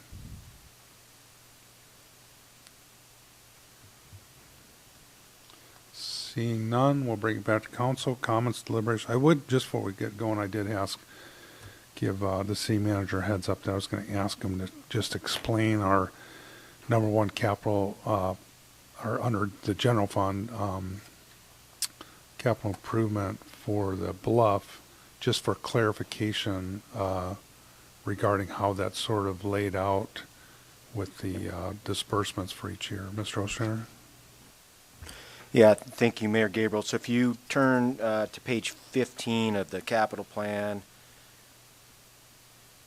page 15 of the capital plan, which is also page 34 of your packet, you'll see in FY 2023, we've got the Bluff Stabilization Project funded at $17.5 million. You'll also see that in 2023, there's no city funding that is being provided. The grant funding there, the $17.5 million, would be a combination of the federal money that was provided through the infrastructure bill, plus the state grants that we've received to date, which equals about $3 million right now, plus an assumption that the GO bond package with the $6.5 million from the state is passed, and some of that would be included in there. So for fiscal year 2023, total amount spent would be $17.5, and it would be a combination of both federal and state funding for FY 2023. If you look on FY 2024, there's another $17.5 million slated for that year. So if you include the 2 years, that's a total project cost in the capital improvement plan of $35 million. In FY 24, $14.95 million of it would be a combination of federal funding and state funding, with the city providing funding of $2.55 million. The way this is laid out, the total amount that would be spent by the different entities would be $9.5 million from the state, $22.95 million from the federal government, and $2.55 million from the city. Now again, this assumes a $35 million project. Throughout most of the course of the planning for this project, and for planning purposes, we have set the project cost at $30 million. If it does come in at $30 million, and of course we won't know what the cost of this project is until we go out to bid and actually get the contractors to bid on the project. But if it were a $30 million project, the amount of city funding that you see in FY 2024 would be reduced probably to less than $500,000. So again, this CIP plan assumes a $35 million project, which at this point is a possibility. We're certainly hopeful that it's going to be less, but that's the breakdown that you see within the plan. And I'd also say that I've got Mr. Curtin in the back here. He's going to be taking the lead on any of the questions that council has. Him and his team have been instrumental in putting this document together. It's been a team effort with all of us, but he's going to be the one that's going to be able to answer your questions besides this first question that I answered. Thank you, Mr. Ostrander. Councilmember Bazin. Thank you, Mayor. So for the city manager, the $2.5 million in city funding, does that include a previous bond package that was passed? I don't know what year it passed. Does that include that? And I guess my question before you is, have we figured out whether it's still legal to hold that money as being approved for this? Mr. Ostrander. Thank you, Mayor Gabriel. Councilmember Baisden. So we haven't gotten a formal determination on whether or not we could sell that $2 million worth of bonds, which were approved, I believe, was it 2012, Terry? 2000. Mr. Eubank. Yeah, thank you, Mr. Mayor. I believe that, I think that vote was before 2012. It was when the library bonds were passed. Right, So that's when we issued the library bonds, but I think that vote actually, I always use my benchmark as when I started with the city, which I believe was in '08. And that vote preceded my tenure at the city. Okay. Even so. So we haven't gotten a formal determination on that. So how this funding is achieved by the city, we don't have a specific plan for that yet. There's multiple different options that we're looking at. As you know, we've got a grant writer that's pursuing grants to provide additional funding, and any of those grants that we receive would offset that. We felt it was important to show it as of now with the grant funding that is either proposed, which the $6.5 million that is in the governor's budget is proposed, and the grant funding that we've already received from the state. If that's the limit of grant funding received, that it would require $2.55 million in city funding. So Mayor, through the city manager, through the mayor of the city manager, I guess my only question is, do we have to have city funding appropriated, or do we have to have it to where it's been approved before we would start spending any of the money from the state or federal government? I guess would be my question. Mr. Ostrander?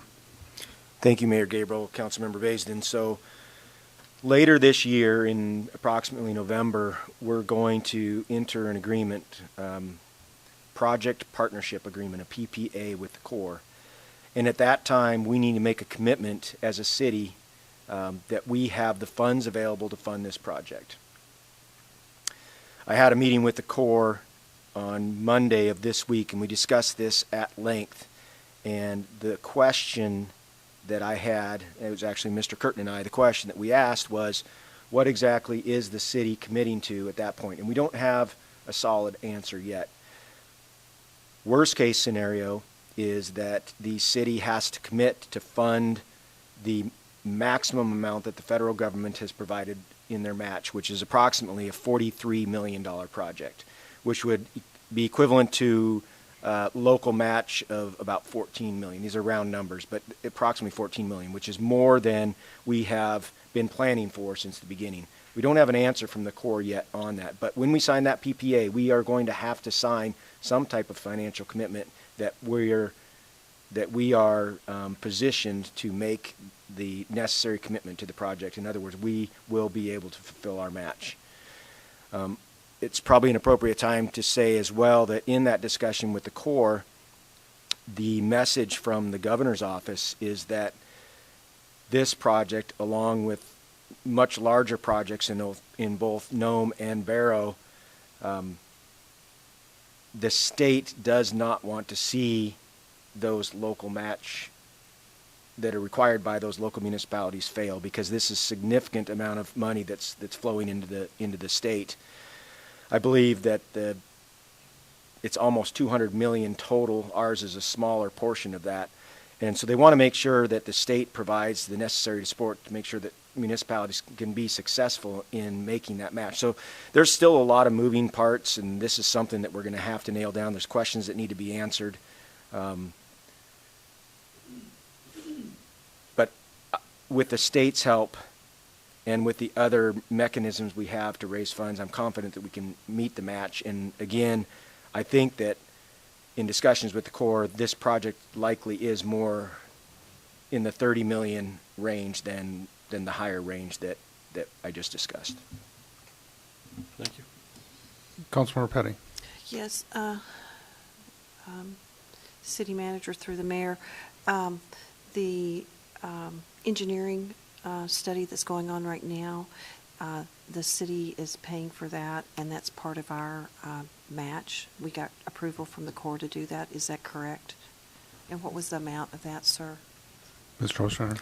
Thank you, Mayor Gabriel, Councilmember Petty. So the entire project, through the design and construction, there's a 65%, 35% split. So we have a 35% match.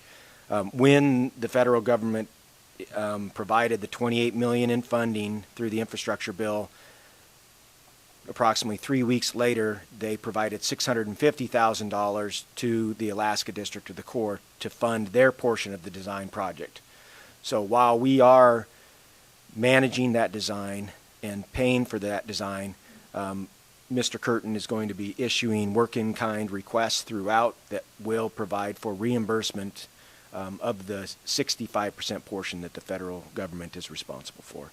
And if for some reason doesn't come out to a perfect 65-35 in the design, that will be made up during the construction to make sure that the entire cost is a true 65-35 split. Any further deliberations, questions? Councilmember Naxton? Probably shouldn't say anything. Just continuing on with that, like Mr. Ostrander said, we don't know how much the project's going to cost until we actually bid it. But we are at least we're at the 35%, 30% level. They're working into the 65 now, and the way those an engineer works is at the lower levels, the estimates are going to be quite high, and because there's more unknowns, and then it will zero in a little more at the 65, and then at the 100%, it's still going to be high because you want to make sure that your client is covered. So I'm just saying that when the project design is complete and we have a number, that probably is not the number. It's probably going to be less than that, just because that is the typical. That's how we want a project to move forward. You don't want a surprise when the engineer's estimate comes out at 30 million and it comes out at 35 when it gets bid. That's not likely to happen actually with this company. But I just wanted to point that out. And I agree with everything that you've said, but the big variable in my mind at this point is inflation also, depending on how long this goes on. If we're looking at 10% inflation on 30 million, that's a lot of money. So, and that's understandably, and I agree with everything you just said, Henry. Don't get me wrong. Any further discussion on the resolution number 2022-18? Vice Mayor Glendenning. Yeah, we were just having the discussion on the bluff. The rest of it is still open, right? Yes. Okay. Yep. All right. Just a couple of things. There's one. I'm reading through the memo, and on the third paragraph, it talks about two subjects that have been brought up, but we don't have a definition for yet. One is a something that is near and dear to the heart of the Harbor Commission, and that is the cost of dredging the Kenai River in the area around our city dock, so we may exploit that. And a compound question means is there's also, we don't know the cost to fix the Leif Hansen fountain, and my question is, could you remind me what's wrong with it? So it's a two-part question. Mr. Ostrander? Thank you, Mayor Gabriel. Vice Mayor Glendenning. Mr. Curtin can probably speak to what's wrong with the Leif Hansen fountain better than I can. Mr. Curtin. Thank you, City Manager Ostrander. Mr. Mayor, so with our new Public Works or Parks and Rec Director coming on, we did meet at both the Parks and Rec Commission and the Beautification Commission meeting, and that fountain did come up. Neither one of us are actually specific. We don't understand exactly what's broke with that fountain right now, and with the winter conditions being what they are, we don't really have an opportunity to go and investigate today. So Brad and I are going to dig into that in the spring, basically to establish a scope of work. We don't know how to identify and describe what's broke over there as it relates right now. So Brad and I together will work on that this spring and come back with a scope of work and an indication of whether it even rises to a level of a capital project. There's a possibility it doesn't even require, $35,000 level of effort, to repair what's over there.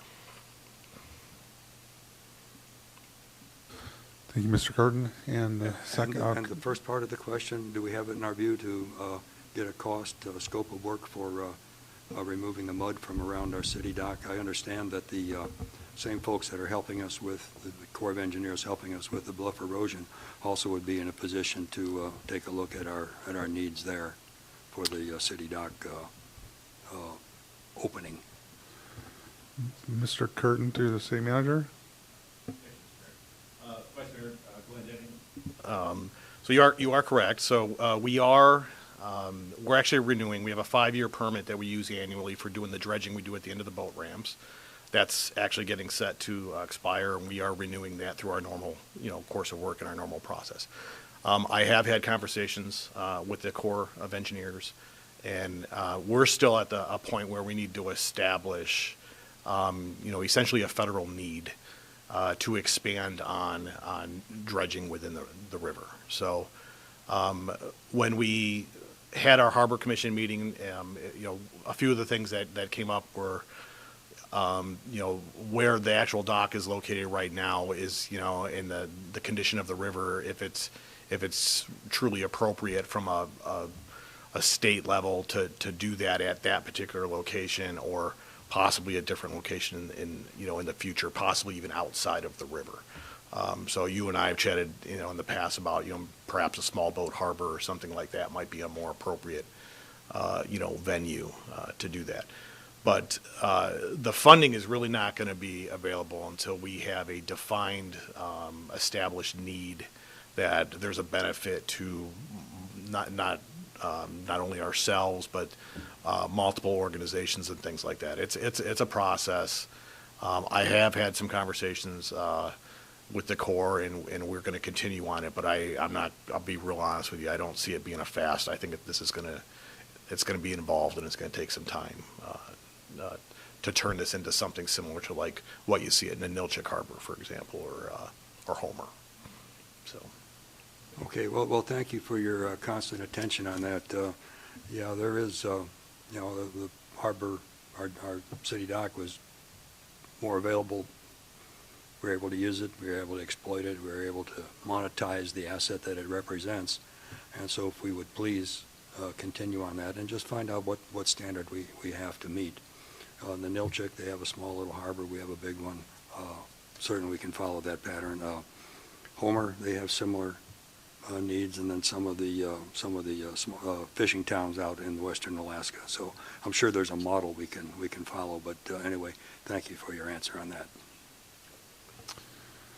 Councilmember Winger. Thank you, Mayor Gabriel. I just want to thank everybody that put this document together for us, and the commissions for looking through this and giving us their suggestions. Some of the concerns I have, two items in the FY 2023 that I have concerns with is the Kenai Nordic Trail lighting for $200,000, and then the outdoor event park design and feasibility for $35,000. I really feel that the outdoor event park design and feasibility was covered in this Cool Committee report. There's a great outline on that project. It was basically left at a design phase. So in 2017, this Cool Committee report for the event park with a permanent stage is a 5-phase project that was a $1.2 million project. So if we were to put this money through, we're ultimately committing to this project, all 5 phases, not 2 phases, not 3 phases, not 4 phases. Being that this was completed in 2017, and with the current climate and expense, we could expect that this event park and permanent stage that is projected here in this Cool Committee report, that 1.2 million is probably close to a $2 million project today. And I think when we're looking through this, we need to really weigh our needs and our wants, especially when we have this conversation with what the city could be on the line and obligations for the Bluff project. There's plenty of things that are definitely wants versus needs. I don't feel comfortable committing $35,000 for the event park design and feasibility study when we've already done that at some point in time in the city. It's been sitting on a desk and shelf, because ultimately if we put $35,000 in, to me that's a start of commitment to a project. So if I'm going to put that money in, I want to be committed to the project. And right now, I don't think biting off a project that would be $1.2 million to $2 million is within the best interest of the city of Kenai.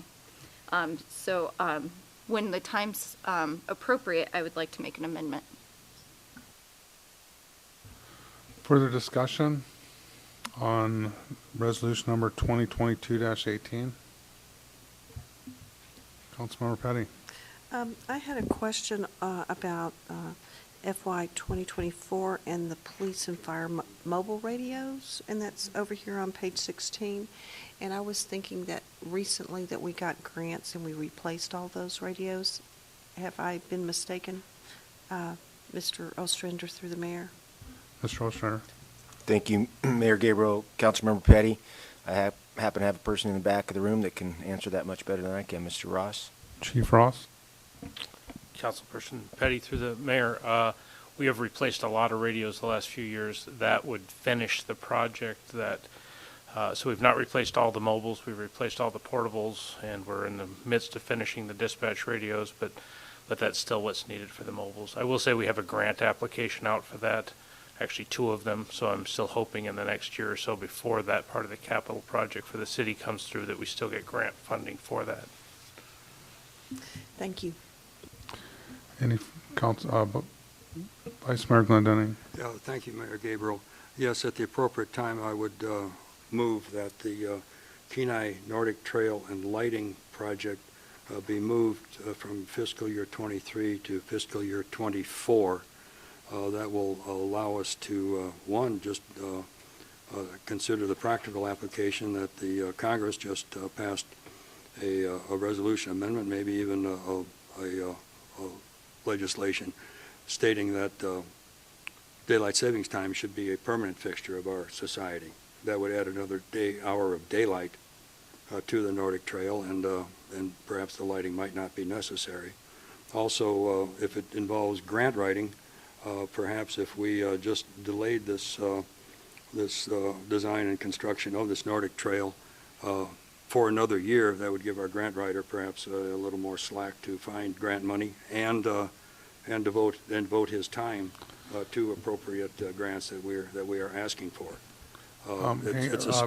Did you make the motion? I'm just saying that at the appropriate time I will make the motion. If you're entertaining motions, that is a motion. If not, I will wait for others. Yeah, let's put it on the floor and let's. I mean, we can kind of move through this instead of rehashing everything twice. So if you want to move it, you go ahead and make a motion. Who do we got? So did you say that was a motion, or are you deferring? If you want to put it on the floor, a motion can be made. Yes. Okay. I'm happy to make the motion. Okay, very good. Councilmember Winger. Thank you. I make a motion to move the Kenai Nordic Trail lighting from fiscal year 2023 to 2024, and the outdoor event park design and feasibility study from 2023 to 2026. Second. I'll ask that we divide the question. So on the first motion, Kenai Nordic Trail lighting, design and construct lighted Nordic Trail at the golf course, move from 2024 to or 2023 to 2024. Discussion on the motion. Councilmember Petty? Yes. I don't quite understand. Since we, through the mayor to city manager, do we have the grant funding to fund the Nordic Trail lighting, sir? Mr. Ostrander? Thank you, Mayor Gabriel. Councilmember Petty. No, by including this on the CIP, we would pursue grant funding. If we don't receive grant funding, the project won't happen. It's entirely dependent on grant funding. So. Okay.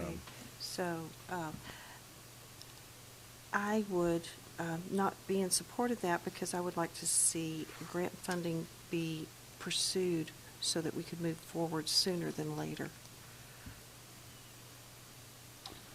Councilmember Winger? Thank you, Mayor Gabriel. A lot of the concern came with, is this really needed? I've heard different people state that this is needed for the youth that use the trail. I pick my kid up from the school every day, 4 o'clock, and all the skiers are returned to the shack during the daylight hours. We don't need it for the golf. So this would ultimately be for adults or families that would like to do night skiing, and again, outweighing our wants and our needs. If we for surely had grant funding, I would be in support if this project could be covered through grant funding. But simply putting a project forth saying that it would be dependent on grant funding, I just would like to spend this next year applying and have it brought back to our body. Councilmember Basin? Thank you, Mayor. So it's still going to be in the 5-year plan, so grants can still be worked on, if I'm correct. It's just asking to move it down a year to where it's not a priority. Am I saying that right to the city manager? Grants could still be looked at even if it's moved down as long as it's within our 5-year plan? Mr. Ostrander? Thank you, Mayor Gabriel. Councilmember Basin. Yeah, I mean, if it's moved to next year, we could still pursue grants. Again, I'm not sure. Essentially, this is a placeholder that states that we're going to continue to pursue grant funding until we get it, and then we'll build it. So, in all likelihood, I mean, if we were to get a grant in FY23 and you want us to hold off for a year to begin utilizing those funds, we could. But by putting it in 23, as soon as we receive the grant, we would start design of the project. Councilmember Naxton. I guess I need clarification from the motion maker. If we're moving priority 6 into 24, where would it go? Is it going to be priority 11, or is it going to be, well, I guess it would be numbered? Thank you. I was told multiple times that the numbers don't matter and that there's no reference to the numbers and orders of completion by administration, and that is one thing that has been made quite clear to our commissions as well, that it didn't matter the number that the project landed as long as it was in there. If I could follow, it does matter to me, and it's just in a year, but there is if you look in fiscal year 23, our number one project is the Kenai Bluff, and that's not by accident, and so forth. And somebody has to make the decision where they're going to put it in 24 is all I'm saying. And if we're going to let Paul do it, or Terry, or somebody, administrative assistant, I think that the council needs to say where you want to put it. Councilmember Winger. Thank you. Would administration answer that? Because if it matters in where the numbering goes, then I have been misinformed, and we have misinformed commissioners that the number in the projects doesn't matter about as far as what is more important than the next. Mr. Ostrander. Thank you, Mayor Gabriel, Councilmember Winger.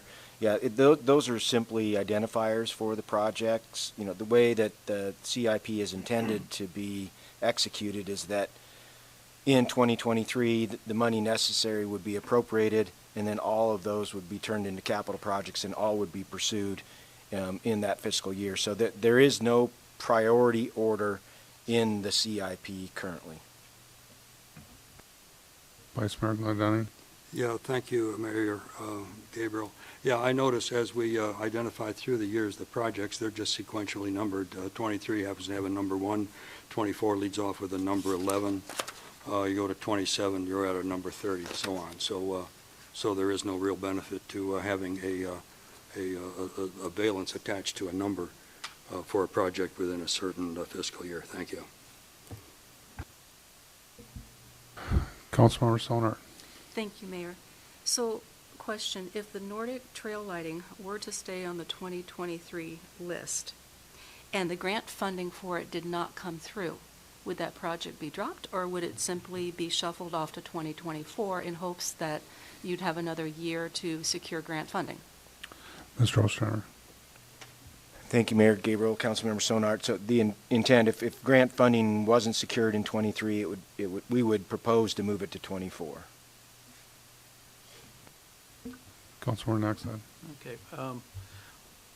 Well, I stand corrected on the numbering, and I appreciate that. And because of the numbering, I guess the years it's the same thing, and I appreciate Mr. Sonart's, Councilmember Sonart's question. And so I don't see the value in changing it. If they don't get the grant this year, maybe they'll get it next year. And if there's no purpose in switching it, I guess, is what I'm saying. Then we very well might get that grant this year. If we don't, we'll just do it next year. Councilmember Winger.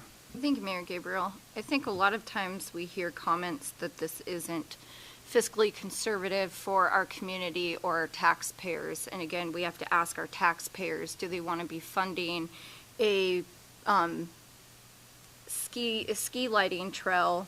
I don't think they're going to perceive that very well based off usership. We sit here and talk about not wanting to allocate money for various different things because it's not responsible with taxpayers' money. So do we have a great usage of this trail where we can justify to all of our city residents that this was a benefit and a need?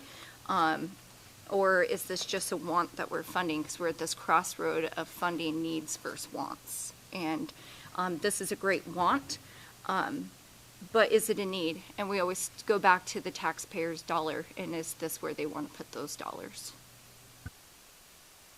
For discussion on the amendment to move the Nordic Ski Trail from 23 to 24. Vice Mayor Glendenning. Yeah, if I haven't, I'm allowed 2 comments. I think, anyway, on the 9th of February, the Planning and Zoning Commission suggested that the Kenai Nordic Trail lighting project, the priority be lowered, and that helps guide my decision to bring forward the movement of this project from fiscal year 23 to 24. That will give us more time to evaluate the project and, of course, take the pressure off the grant writer to get everything accomplished in this year. It's obvious that if the grant comes in before September, we can plan it. I doubt any construction would happen in the winter. So I think moving it to the year 24 is entirely appropriate. Thank you. Councilmember Sonart. Thank you, Mayor. And just an observation, with the schools using it, I do know that the middle school is done at 4 o'clock, because I know that's when the kids get picked up. But the high school team stays much later. Technically, it's, well, I don't know. I was there for years, and I would see the kids come dragging their stuff through the hallways between 5 and 5:30. And they would stay very late, especially, maybe not the whole team, but you're talking about the core team, the students that are headed to state, the students that are on the upper part of the team. I know this would be a good question for Chris and Mike Bergholz, because they have worked with the high school team for years. But I do remember the high school kids dragging in between 5 and 5:30 in the dark. Councilmember Winger. I believe I'm able to make another comment because I'm the motion maker. Just to follow up on that, what would be the difference of lighting a ski trail for the borough, for the school district's ski team, over supporting a bathroom for the borough building? We're getting in for tit for tat. We don't want to support financially putting any money into their restroom project, but yet we will spend resources and time to light up a ski trail that's utilized by the borough school district. So where would that fall in for funding or support from the borough school district, since we'd ultimately be justifying this because of the use through their programs with their students? To me, I don't see the difference of supporting a bathroom facility compared to supporting trail lighting when it's the same, ultimately the same situation. We're lighting this up for school entity, use by schools. I do see most school kids back to the ski shack at the high school by 4:30. I sit there from 4 to 4:45. I see them pretty much as a whole team roll through. So I ask, what would be the difference of supplying the lighting for trail use by the borough school district over supporting a bathroom that is, again, a borough school district building?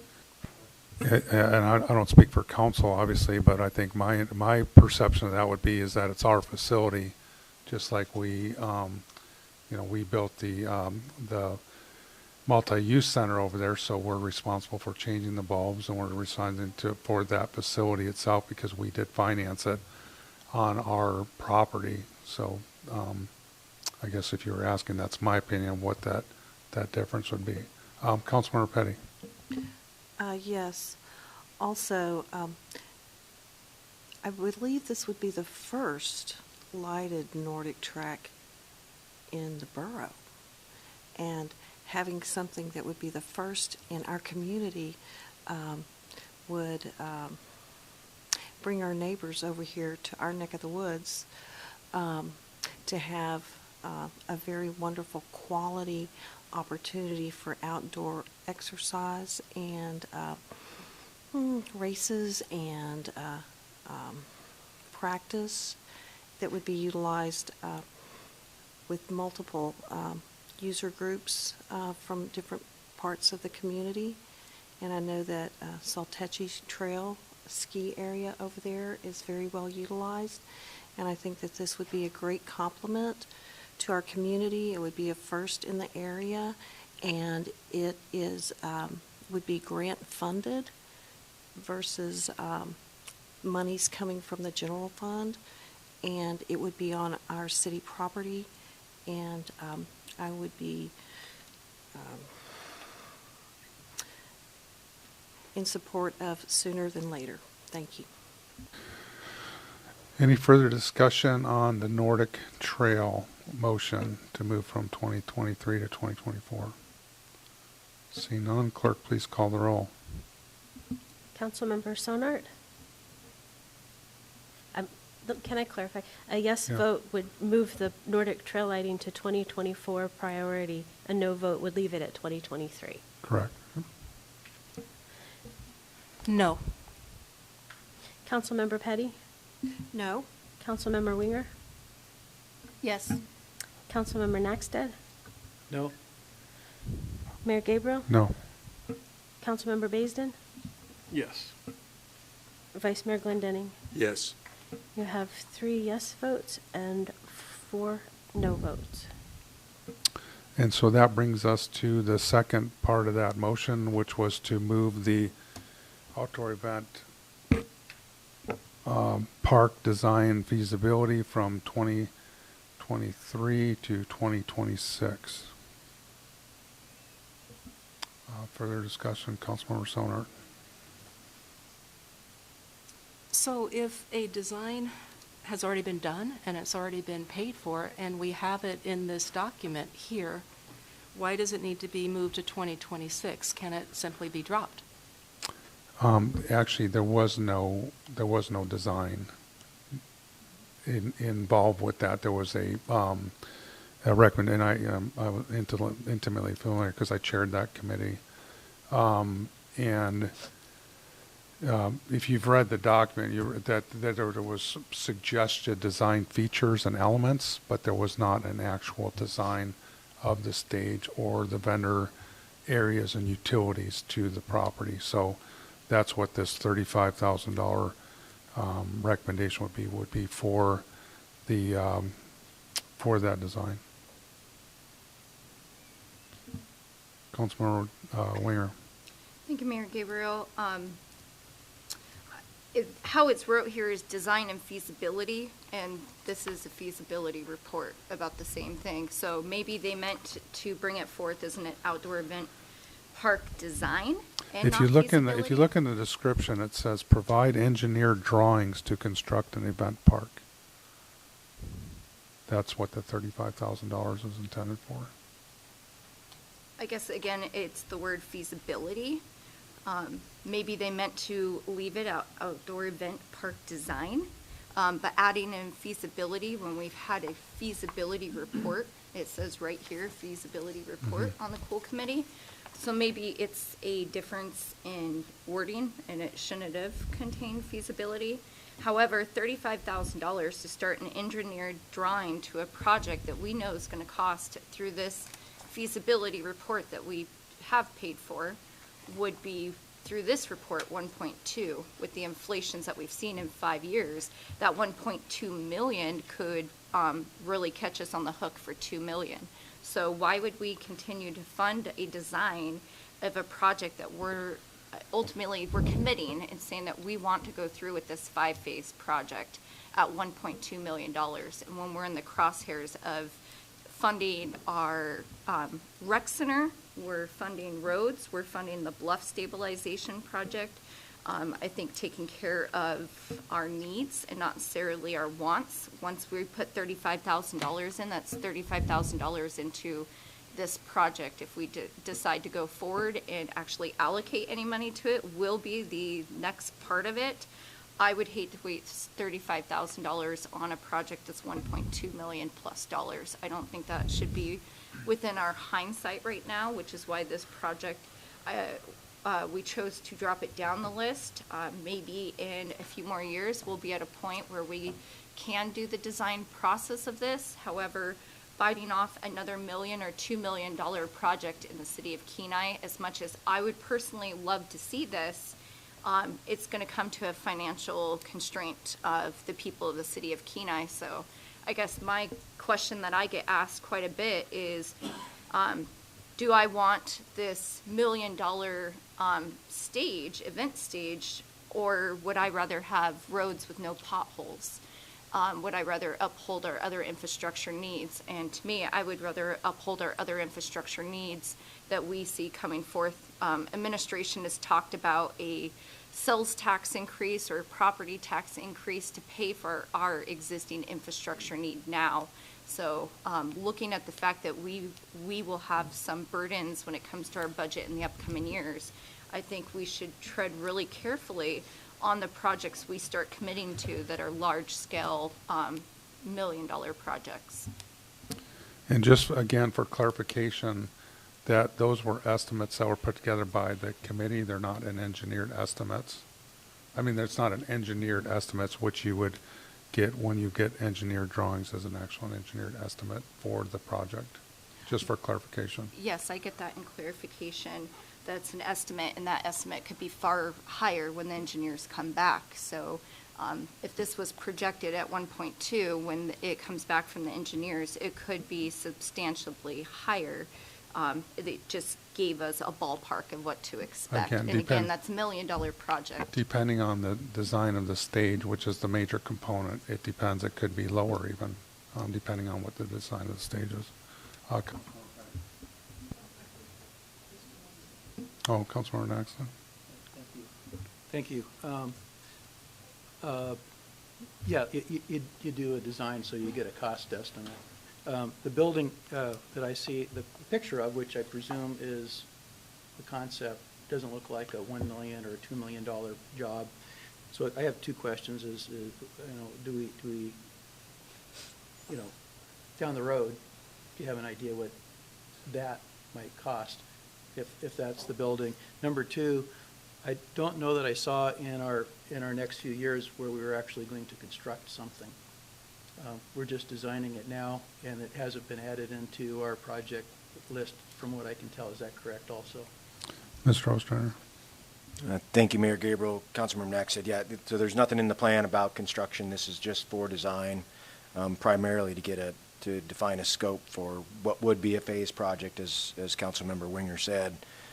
If you read the description on your capital plan on page 22, it talks about how it is a phased project, and after this phase, the project would construct future phases, which would be construction of a permanent restroom with utilities, spectator area, event area, vendor area, and parking lot. So the intent on this would be essentially what is the first phase of this project. I don't know if Mr. Curtin can expand on that at all, but that is what this is. I would say that by designing it, you are making a commitment to some level that you are at least interested in looking and constructing the project. Vice Mayor Glendening. Yeah, thank you, Mayor Gabriel. Yeah, all that's being asked for is just a delay in time. This project is totally dependent on the success of the bluff erosion, okay, and how it is constructed, how it is revealed to us, and its ultimate completion. This would allow us to prudently examine the positive aspects of the bluff erosion project, and would allow us then to, in confidence, say, this ground is stable, this ground is ready, and we can go ahead with this project. We're just asking for a 3-year delay. Nothing can happen in the next 3 years because of the bluff erosion. That area is going to be used, as I was told, for lay down for construction materials, et cetera, or staging of equipment.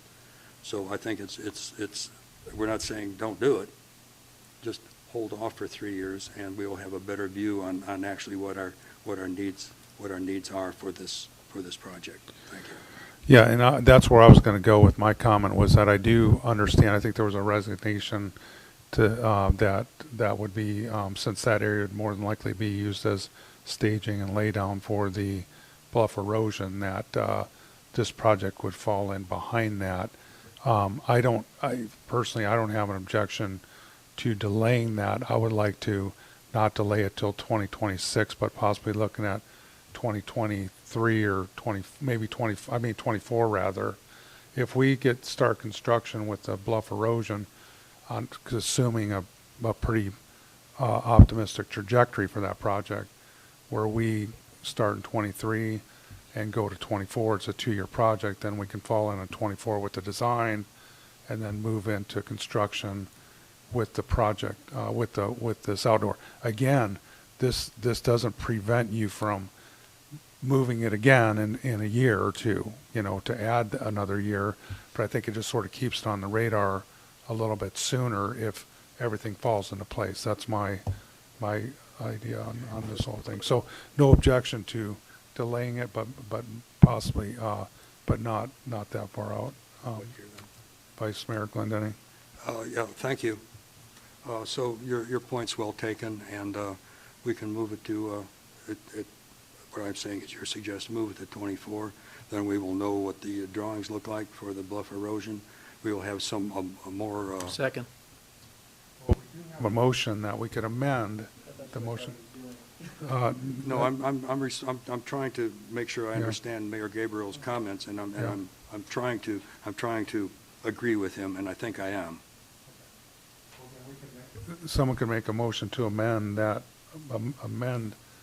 amendment to the amendment that would move that from 2026 to 2024, from 2023. Councilmember Winger.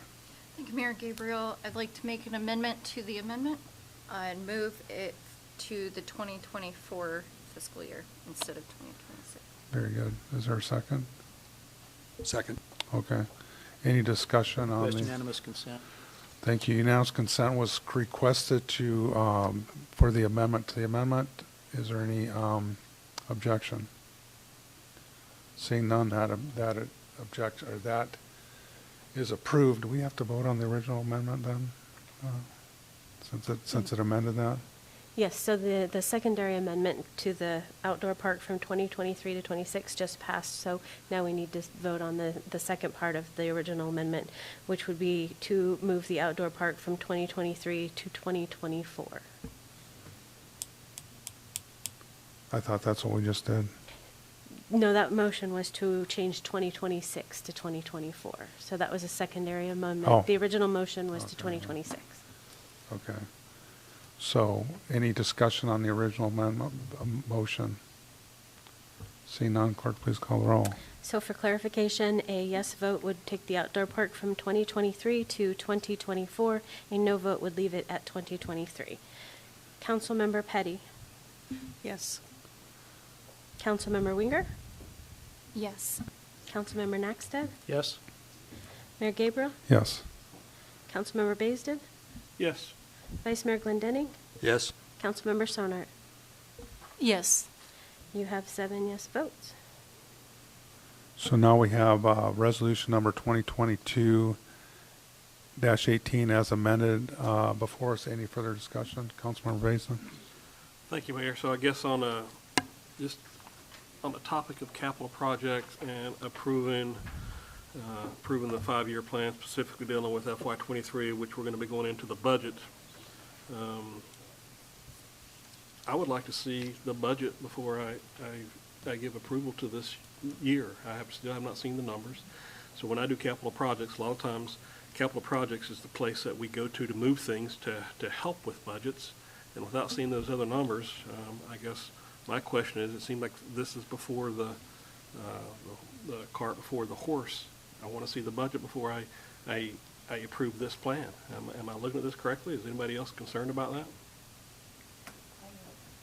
I have the same concern. Councilmember Winger. Vice Mayor Glendenning. Yes, I think Councilor Baisden's point is well taken. I agree that this document is well constructed and well documented. Is thoughtful that many things, especially in the public works arena, are things that we have talked about and agreed to regarding water, wastewater. But I would like to see a total numbers concept before we really commit to something, especially in the fiscal year 23. Thank you. I guess I got a question because as we roll into our fiscal year here,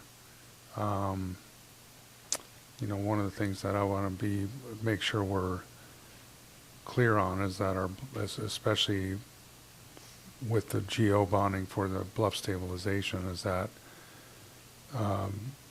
we have that approved as our #1 capital project.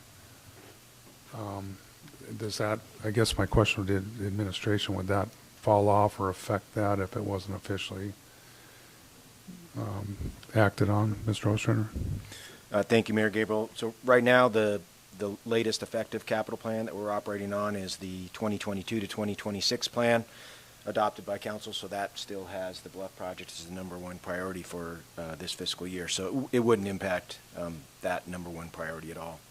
You know, as far as the timing of this plan, you know, that the benefit to updating this plan now is that we are operating off of a plan that was adopted a year ago now. So when we're looking for grant funding or things like that, if there are other priorities that have been identified over the course of the year, it's good to identify them and then be able to pursue those. Mayor Gabriel and I are going down to Juneau next week, and you know, it would be good to have an updated plans. So when we're talking to our legislators, we can share with them what the council's priorities are. If that's not the direction that council wants to go, you know, we don't have to do that. I know that in talking with Mr. Eubank, and he may want to expand on this a little bit, you know, it's important to him to make sure that whatever is in this capital plan is reflected in the same manner in the budget itself. So, but Terry might want to add what I've said. Mr. Eubank? Yeah, thank you, Mr. Mayor. And what I think I wanted to add is I just want to kind of maybe expand upon what the vision or the goal for this document is, because honestly, from my perspective, I think this document should probably have been completed about 4 months ago, and I think that that's our goal in the future, because what it provides us is the opportunity, if you understand how project funding works at the state level or our opportunity, we're required to put things into CAPSIS, which is the state's, how we request funding from the state, and that process has to be completed typically by January of each year. So what this document does is it helps us get out in front of all of these establishing priorities, not only for the state, but at the federal level. And to your point, Mr. Bazin, I think it's a very good point. This does not represent a commitment by this council to fund these projects until you get to see the entire budget. But what it does give us is some guidance or some priority in which to put things into the budget, and a list that we try to then fund into the budget that you can either then add to or delete at council's purview. You absolutely get 2 bites of the apple. This does not fund those projects. This is just basically establishing a plan and the priorities so that it can be done, hopefully in the future, into CAPSIS, into the state system to seek funding in Juneau, or to seek funding in Washington, D.C. through our federal congressional delegation and things like that. So the plan really is just, you know, to get the community involved, to get involvement from all those commissions and committees and establish a priority list. So it's not a commitment. You will absolutely get a second bite at this apple. Councilmember Bazin? Thank you, Mayor. No, I appreciate that, Terry. I think that that answers a lot of the questions, because unless I missed it, I don't see that anywhere in the document. It looks like I'm voting on $1.4 million to be approved here in the budget that you're going to give to us that I haven't seen. That's what I was worried about. I understand the CAPSIS. I'm not worried about the state. You're not going to get anything from the state, so that's not a problem. And I'm being facetious there. It is. No, I understand that. I understand how that works. But so nowhere do I see in here that, you know, I see a $19 million with all the grant funding. I see $1.4 million, and I'm talking about the general fund here. And I did not want to be approving that without seeing your other numbers, because I don't know how bad of a picture you're going to paint for us here in a few weeks. I haven't seen it yet. So that's what I want to make sure that we're not doing. We're not committing. This group is not committing right now to $1.4 million, if I hear you correctly. This is just a plan, and we're going to see that in the budget as it comes forward. Mr. Eubank? Yeah, thank you, Councilmember Bazin. Thank you, Mr. Mayor.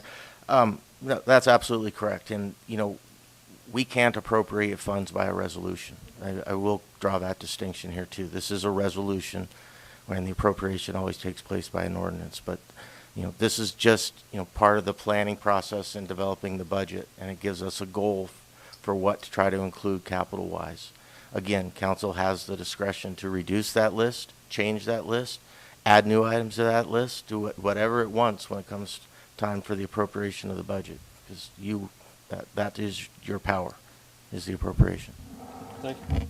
Yeah, and just from my time here, this has always been pretty typical as far as, COVID kind of changed things a little bit, and of course the price of oil did because you hit it right on the head. The low-hanging fruit, the capital budget basically got, bludgeoned quite a while ago, but nonetheless, it's still, I think, be important for us to, outline our capital projects, priorities, capital improvement projects, priorities, and then also to, transmit those to our legislators so that they know what we're looking for, not only for this year, but next year. But again, we've always looked at this, even on the, we're sort of been dialed in on the general fund side, but there's also the airport side too. That's important for FAA funding.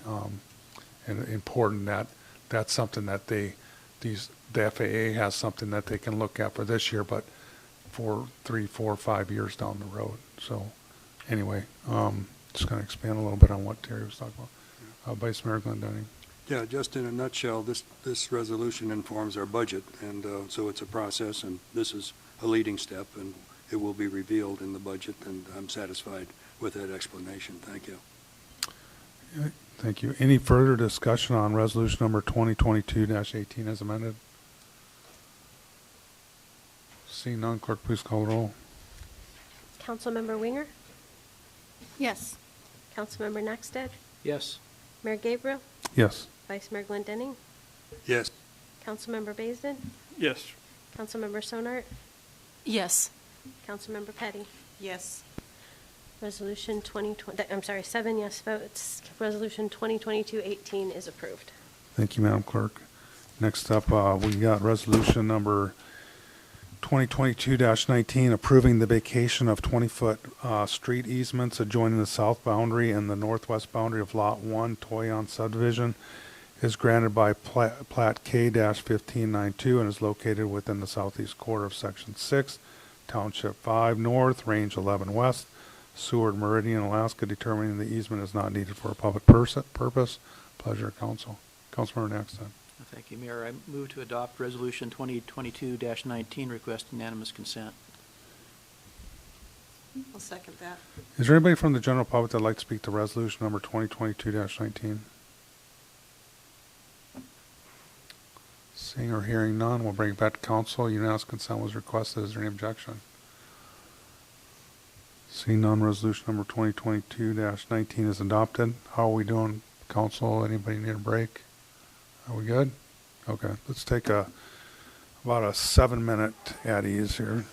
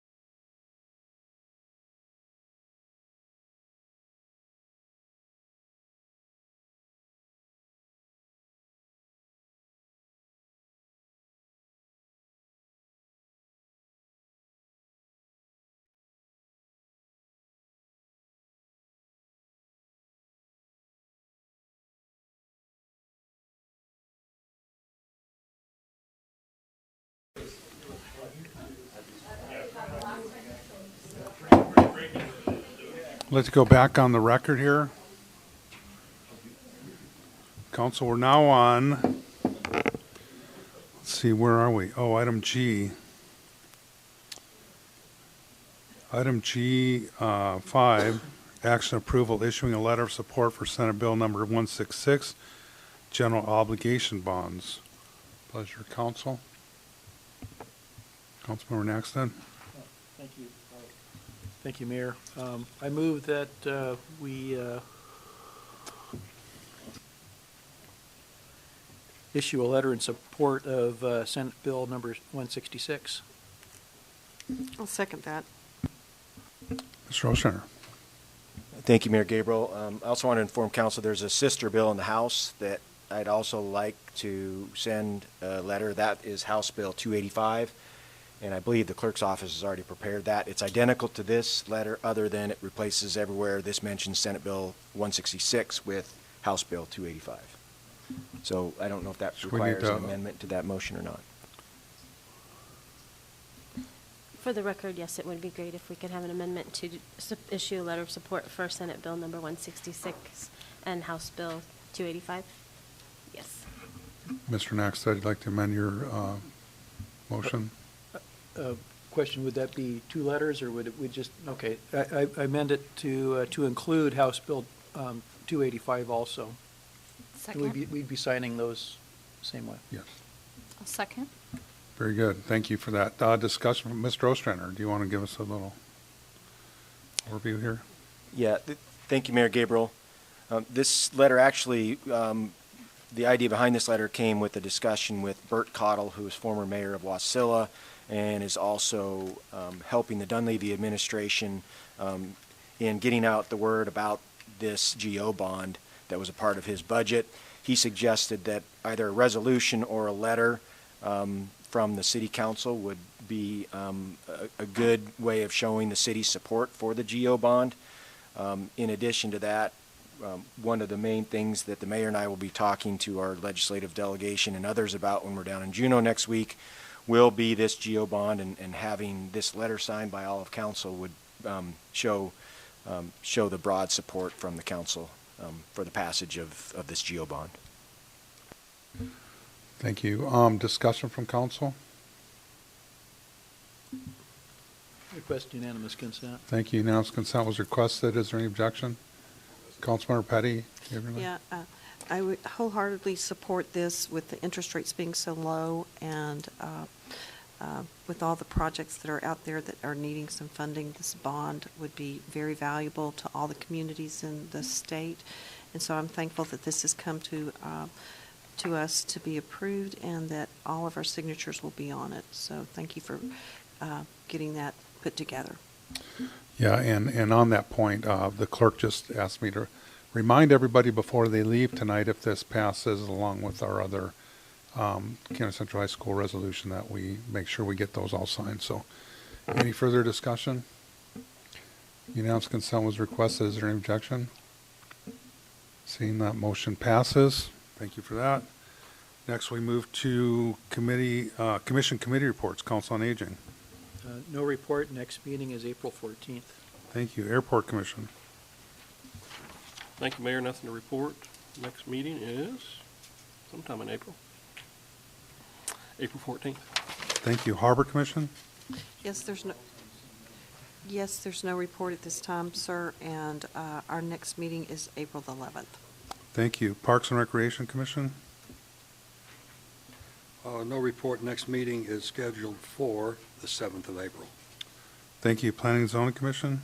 Thank you, Mayor Gabriel. Our regular meeting on March 9th was canceled due to a lack of items, and Planning and Zoning will be meeting next Wednesday, the 23rd at 7 p.m. here in Chambers.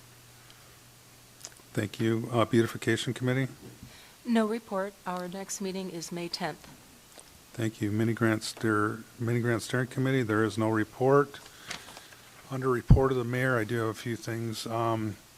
So on March 9th, we had our Alaska Bycatch Review Task Force meeting where we established our subcommittees, and we'll be, there is a website now under the committee commission page. So pertaining to our task force. So if there's anybody interested in reviewing that, it's up, and it should, as we flesh out these subcommittee meeting dates, and those should be posted.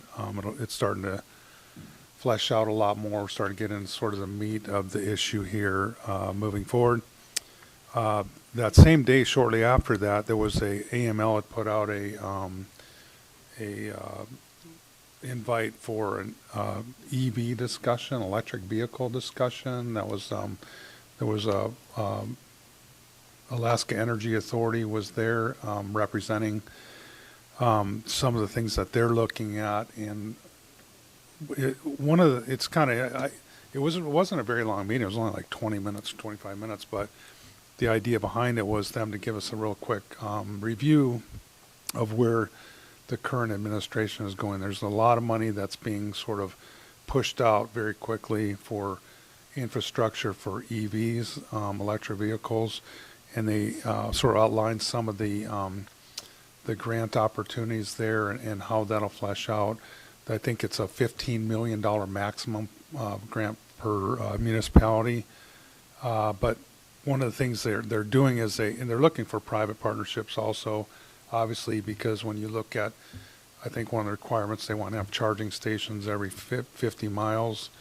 And when you look like from between here and like Soldotna and Homer, let's say, there isn't a municipality within that section. So, that would take private partnership to go in there, which I think there's a 20% cost share by the private entity to flow in there. One thing that was really interesting to me when they started going in this was the amount of power required. They're requiring a minimum of 4 cord stations with 150 kW, which is a lot of power. I didn't understand if that was for the entire unit or per cord. So if anybody does get into this, they're probably going to have to upgrade their electrical service to provide that kind of minimum requirement. The other question I had, that being said, if you've got a private company that's investing a bunch of money for these EVs, is there going to be a regulatory commission or something that's going to sort of regulate them as far as what they could charge? Because you don't want to have somebody out there that gets one of these installed and then can basically name their price to someone who's looking to get home, So at any rate, I think there was, in my mind, maybe a little confusion, like they might get a little bit over their skis on some of the stuff, and there's some things that need to definitely be hashed out. But at any rate, something to be aware of, that there's a lot of money from the Biden administration that's being pushed out to try to build out that infrastructure for electric vehicles. And then today, since it's March for Meals, being March, I was able to go over to the senior center this morning and help prep the meals for their Meals on Wheels delivery program, and it was just a great time. It was really neat to go over there and hang out with everybody, prep the meals, and then got to jump in the Meals on Wheels van with Miss Patty Segura, and we spent about 3 hours driving around delivering meals to folks, and for her route, and something she does every day. They do it, Monday, Tuesday, Wednesday, Thursday, and then on Thursday they provide frozen meals for Friday, Saturday, Sunday to get those folks through the weekend. So it was a very good time. I got to meet some of the clients, and really enjoyed that. And I want to thank Patty, if you're listening, and the whole senior center staff for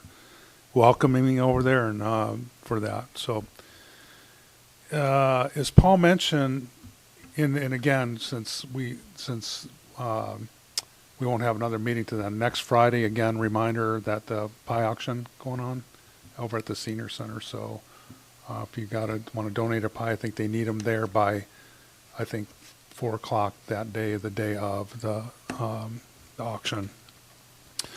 As Paul mentioned, Paul and I are planning on going down to Juneau on Tuesday, Wednesday. The main thrust of our meeting will be, and Paul probably want to elaborate a little bit more on this, but when you ever go down to Juneau and you're sort of scheduling these, meetings with legislators, there's generally only 15, 20 minutes, and a lot of it's with staff. I kind of refer to it as almost like speed dating, only the dates aren't that pretty,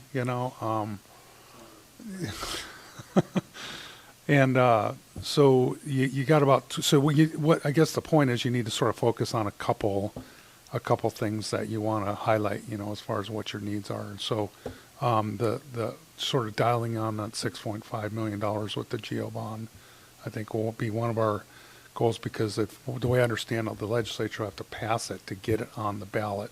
So there's sort of a couple hurdles here. One is them passing it to get on the ballot, and then of course the folks approving that bond. So again, a lot of outreach by the governor's office to move this forward. And then one last thing I want to close on is just a reminder to council. I've gotten some complaints, and this is more of a council issue than an administrative issue. Is commissions, when they meet, we provide a liaison to those to provide information back and forth.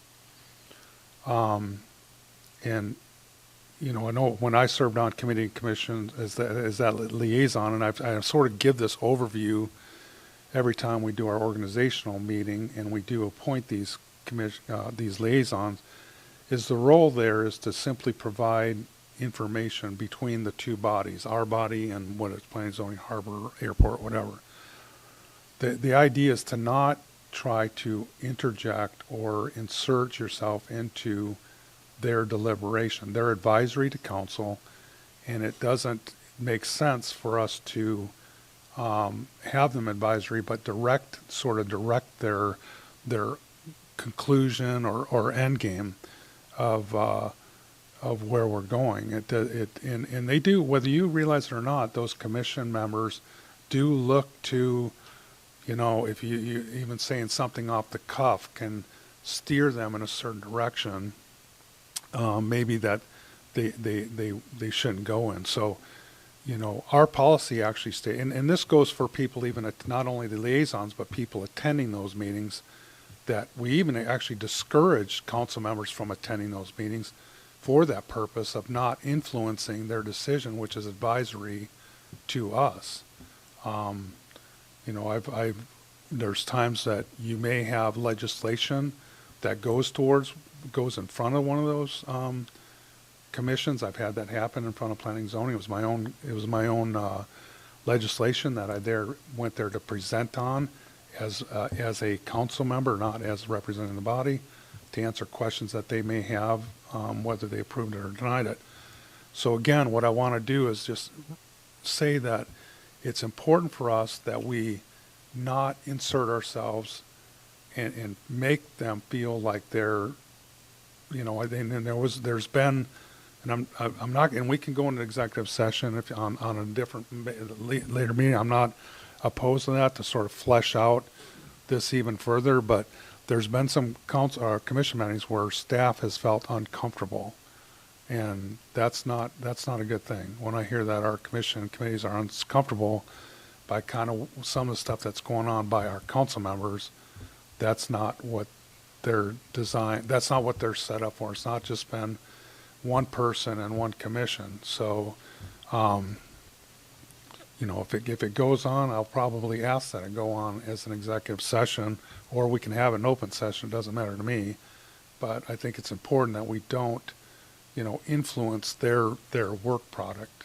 And so with that, I'll leave it at that, and just ask that everybody sort of bear that in mind, that they've got a job to do, which is advisory to us. We get the bite at the apple. We get the big bite at the apple. So if they do something we don't like, you don't like, you get your chance.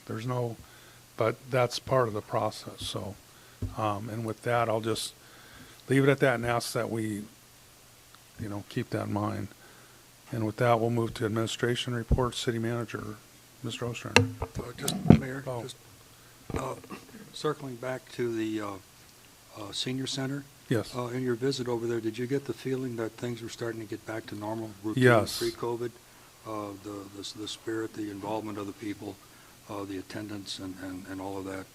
Is that the sense that you had? Yeah, absolutely. And thank you for bringing that up. I actually, while we were there, I got there about 9 o'clock to help prep, and at 10 o'clock they had a workout group there, which I knew I must hang out and get along with. I mean, I got a lot more friends in that age group, I think, than my own age group, to be honest with you. But it was neat seeing all those people, and it was, yeah, they did seem to, they were working out a lot of smiles, and of course it's springtime. I think that sort of helps, even though this morning it didn't really feel like spring, but no, definitely, yeah, thank you for that. So with that, we'll go to City Manager, Mr. Ostrander. Thank you, Mayor Gabriel. So wanted to make sure that council knew that there's a memo under the city manager's report about the dog park and what our sort of idea for the path to completion there is. I haven't had a lot of time to meet with Mr. Curtin on this project, but you know, in the very near future, we'll turn this capital project over to him and his group like any other capital projects in the city. So, you know, these steps that I've outlined in my memo are steps that we'll need to take, but it will be directed by him. Probably either he'll be the project manager or our capital projects manager will manage the project, but it will go to Public Works here very shortly. You know, in the end, you know, with the money that council has appropriated, this is now a capital project like any other capital project in the city. Council made it very clear in December that you wanted us to manage this thing, and we're going to manage it. We're definitely going to collaborate with the Dog Park Committee, get their input and development of the scope, and they've raised a lot of funds that are going to do great things for that park. But this is a capital project, and that's the way we're going to manage this going forward. Also, I included the Visitor Center annual report in the city manager's report too, so take a look at that. On other items, I met with the Kenai Watershed Forum. We have almost $21,000 now that we have raised through the Kenai Silver Salmon Derby, and the intent of that money is to conduct a project that's going to benefit the Kenai River.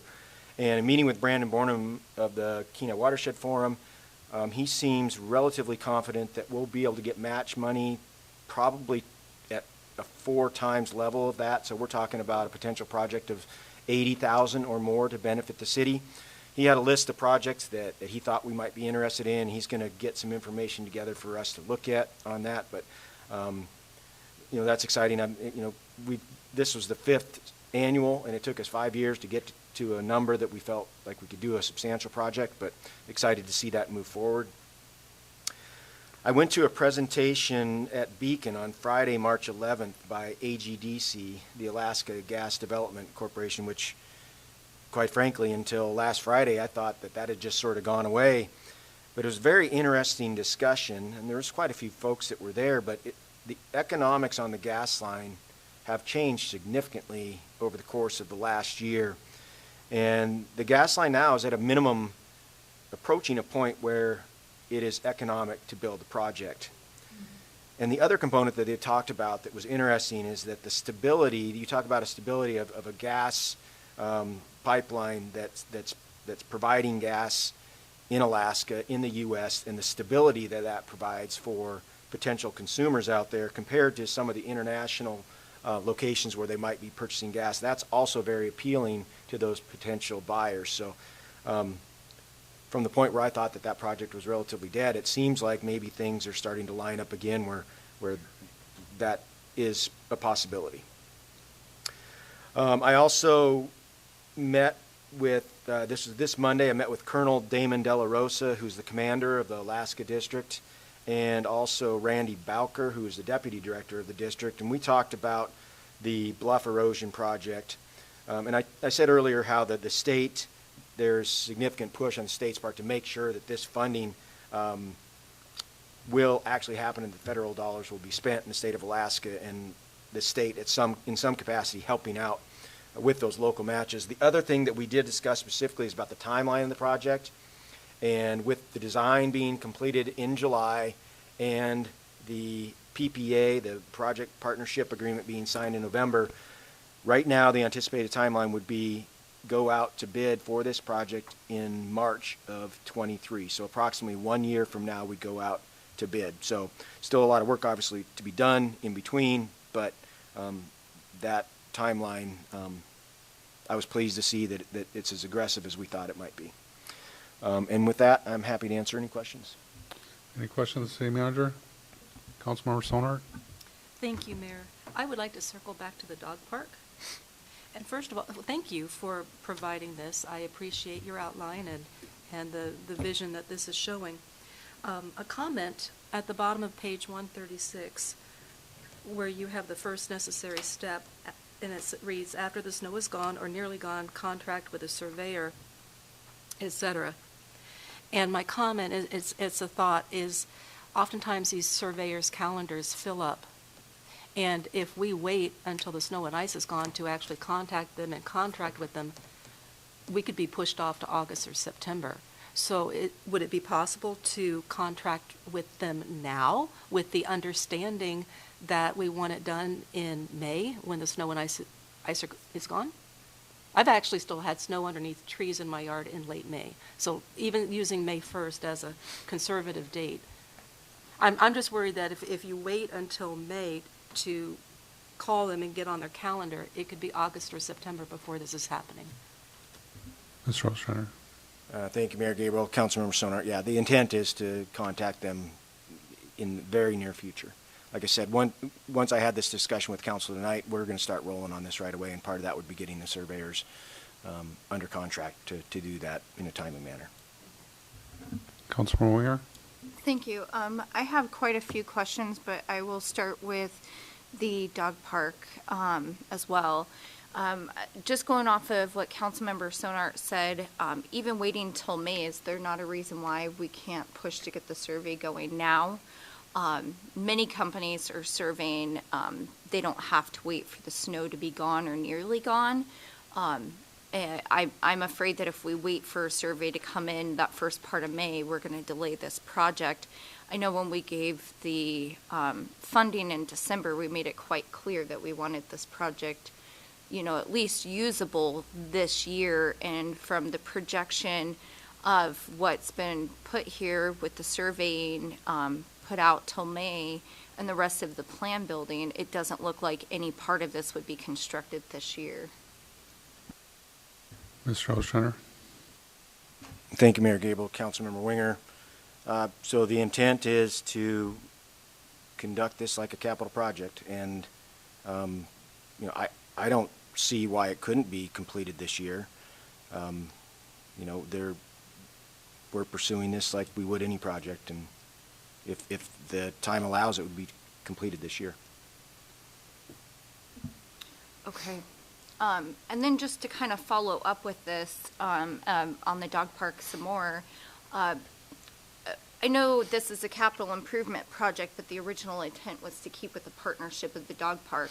And it looks as if almost like the dog park's not going to have a say in stuff. It's been kind of, and I would have to relook here, if there was something that they would have to do, they would have to come to the city to make sure the efforts aren't duplicated.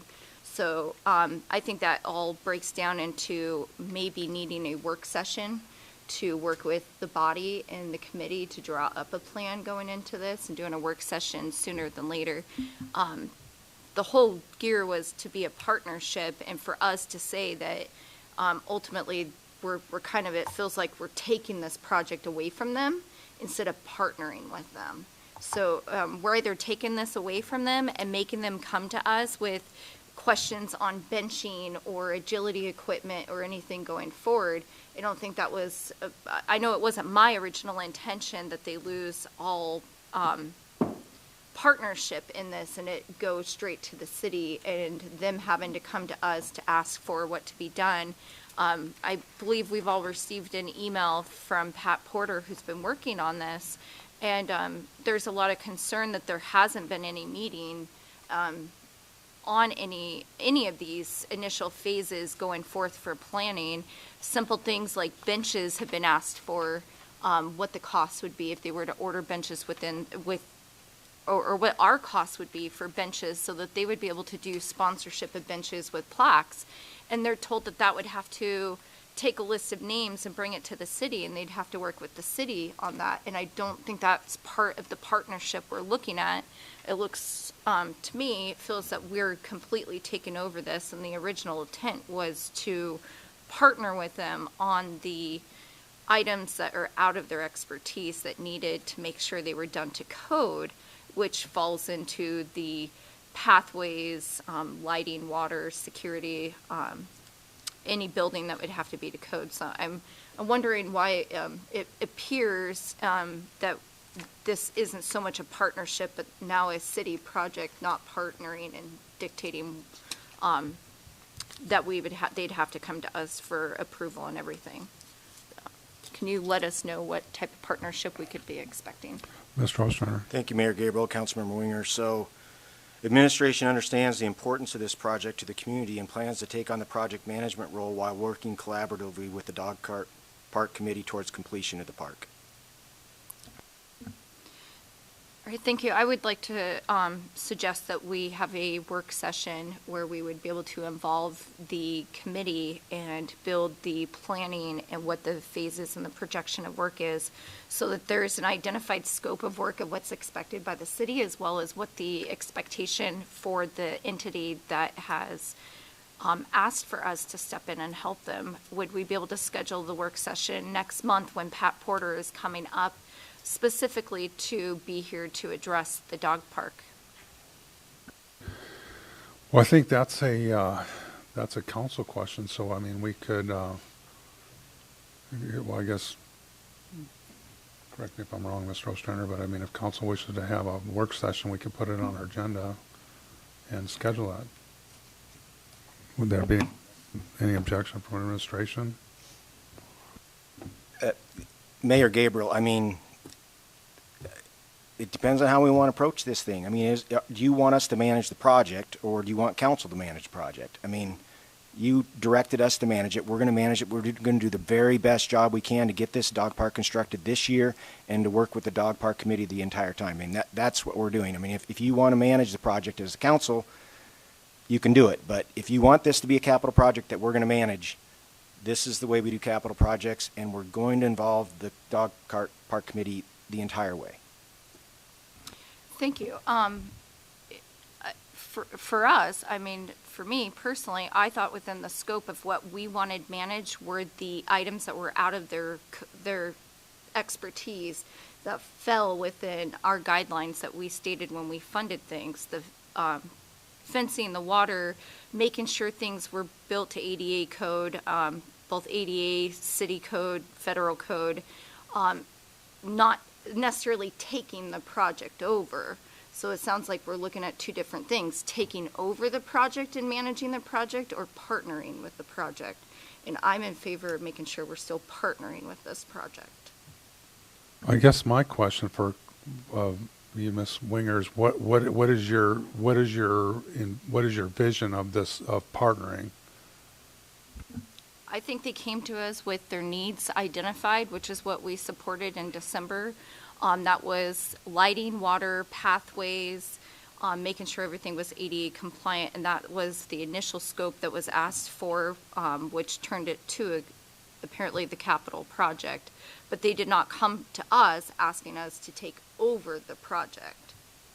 So if they have to come to us to ask permission on putting agility equipment in or getting benches to do a fundraiser, I don't feel that that's really within a partnership. So I'd like to see this balance as a partnership as it was originally intended, and we manage the items that was asked for us to manage, not manage the whole project, but partner. Well, I still don't understand what you're getting at, because somewhere along the line we have to have people that manage the components or the elements of the project.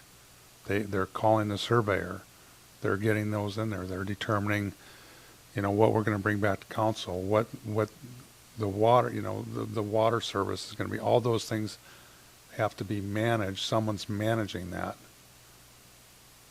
I think that's what we've asked administration to do, is to take that over to manage it, to fill those elements up.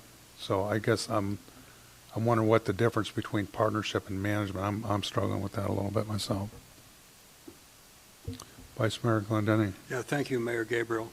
I think what City Manager Ostrander revealed is that our Public Works Director, Scott Curtin, is going to take the lead on this now, and I think you've given him the marquee of the license to manage and coordinate various facets of this project.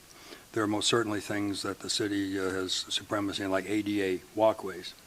The dog park people are continuing to raise money for certain things, like appurtenances, like for agility equipment, gate, some instruction posters and things like that. And I'm assuming by your saying that it is now a project, all of these facets, all of these concerns will be amalgamated into a common discussion that Scott will manage, and the people that are the dog park can contact him and have an understanding of roles and responsibilities and how funding is to be collected, gathered, and distributed. Am I close on this? Mr. Ostrander. Thank you, Mayor Gabriel, Vice Mayor Glendenning. Yeah, that's very close. Okay, and I feel confident that if you've handed off to your Public Works Director, he's a projects guy and will manage all the discrete parts of it. And just circle back one thing. And the resolution, it talks about it was the resolution 3265-21, and it talks about resolution 2852, which designated the land within the Dobbins Beck Family Park for development of an off-leash dog park. Is that document, is that information available to Mr. Curtin and perhaps the dog park committee? Yeah, it'd be a public record, so I don't think I need to have Mr. Ostrander answer that. Yeah. Oh, I'm would just you like saying to, that there Mr. was some Ostrander? discussion as to the the original intent, what the footprint was going to be, and perhaps this resolution that designates the land would inform the footprint and give everybody a common starting ground as to what the dimensional scope of this project is. Trying to be helpful. Mr. Ostrander. Thank you, Mayor Gabriel, Vice Mayor Glendenning. So we can provide the resolution, but the resolution is no longer really valid because it originally dedicated 22,500 square feet for the dog park, and the fence already encompasses almost 40,000 square feet. So there's going to be additional action needed to be taken by council to authorize the use of more square footage than that original resolution provided. I was hoping you'd say that. Thank you. Any further, Councilmember Winger? Thank you, Mayor Gabriel. I had a few more questions for City Manager Ostrander. We've received emails about broken windows at the Boys and Girls Club, and they wanted to know if we had reached out to the Borough School District to get those windows fixed. I was just wondering if that had been done. We also have received a couple emails through this last year about wanting an annual water report, and they have not seen one come out. And then that leads into the water has been extremely discolored lately, and they would like to know why the water has been extremely discolored lately as well. Mr. Ostrander. Thank you, Mayor Gabriel. Councilmember Winger, I'll have to talk to Scott Curtin about all three of those. I know that I believe he was copied on that email about the broken windows at the district.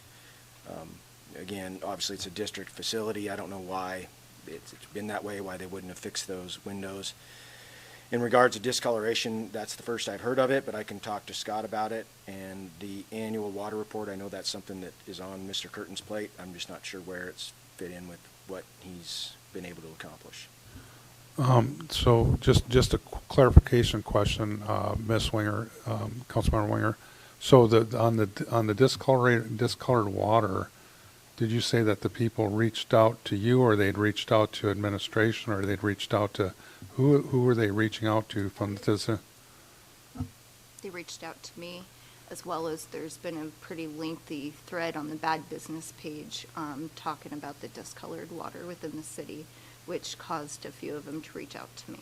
Did you steer them to the city manager? I always do. Okay, curious, do you know if they followed through? I don't know. Okay, That's why I yeah. wanted to make mention of it on Okay, record. very good. Wait, we followed through. I was never notified. No, I was just clarifying that Miss Winger was steering those complaints to administration instead of having it just as a council item, which should be managed through administration. Okay. And she doesn't know the results of Yeah, that's what I understand. Councilman Winger. Results of what? No, I think we're getting a little crossways. So what happened was she had mentioned that I was wanting to clarify. She said she was getting complaints about the water discoloration. I asked if she had referred those people to administration, to our administration. She said she did. I asked her if they followed through, and she said they didn't know. She didn't know. I don't know if they followed through, but through the lengthy contacts I've had and a pretty lengthy bad business page postings by multiple Kenai residents, I didn't know if they followed through like I had suggested they do and taken it off Facebook and taken it to administration. That's why I just wanted to get some clarification if this has been brought forth as an issue. And you weren't notified of it being an issue. Okay, that's what I just wanted. And then my third one was the Spruce Bark money that you were able to get. I just want to say thank you for putting that through. And again, I would like to work with administration on adopting the plan and legislation that comes through. This has been an issue I've been working with. Is there any projection on when we would see this money and what the plan building process would be, and if council will be included in the planning? Mr. Ostrander. Thank you, Mayor Gabriel. Councilmember Winger. No timeline for when the money would be delivered. I did talk to Chief Pryor today, and we set up a meeting, an initial meeting for, I believe, next Thursday. He's been working with forestry and the borough extensively over the last year, and there's been a lot of work done on this, so I've told him that he's going to be the point person as far as putting together the plan for this in consultation with the borough and forestry, and council will be the one ultimately that needs to approve any expenditure of those funds and how they'll be expended. Thank you. Just a quick follow-up. Would this also include a staff dump site that we've discussed operating 4 days a week with a position, or is that something that would still need to be addressed come budget? Mr. Ostrander. Thank you, Mayor Gabriel. Councilman Winger, it could be a component of this that, if through the planning process it determined that a dump site with a staff member is appropriate use of those funds, these funds could be used for that. Oh, thank you. Any further questions of the city manager? So I've got a suggestion here, and I've used this with Paul before, because I do get complaints sometimes that are directed to me that I usually will tell them, unless there's some extenuating circumstance, to get a hold of the city manager about that particular issue. I will follow up with a phone call, a text, or an email to the city manager and say, hey, this person called about this, put it on their radar, because I don't know if that person's going to follow up with the city manager, but now we got this scenario happening up here that it's unfair, in my opinion. If you're aware of something that the city manager should be aware of, that I think it's incumbent upon you as a council member to, send a text, or it's as a courtesy. Maybe I'm wrong, but that's how I handle it. And I'm not trying to, as part of the process, just heads up. So, Councilmember Winger. Yeah, just to follow up on that, I'm human and I'm busy and I don't have time to follow up on every single thing that when my phone's blowing up. I didn't think it was going to be a big issue to ask it here, So I'm sorry if it was. But in the end, putting it on record, they can review what's said and what's done, what's put there. In the end, I'm sorry I didn't give a heads up, but at the same time, I'm still a busy human being. I don't think we all run to administration on every single thing, and I thought it was appropriate to ask the question and not expecting any backlash. No, I'm not backlash. I'm just suggesting that might be, at least it puts it on our administration's radar. That's my suggestion. So, any other questions of the city manager? Seeing none, we'll move to the city attorney, Mr. Bloom. Thank you, Mayor Gabriel, members of council. I have no report, but I'm happy to answer any questions. Any questions of the city attorney? No. Okay. I was just waiting. I'll make sure you go. We'll move to the city clerk, Ms. Sainer. Thank you, Mayor Gabriel. I have no report. Happy to answer questions. Thank you. Any questions of the city clerk? Seeing none, we will move to, how about additional public comment? I know Mr. Hague has been waiting patiently to readdress the council. Mr. Hague, you have the floor.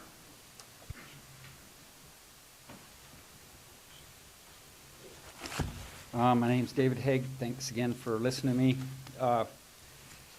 There's another very serious concern about our grand jury system. Alaska Grand Jury Handbook, page 26, is what the grand jury handbook looks like. States who decides that the grand jury should investigate something. Generally, grand jury investigations are initiated by the district attorney.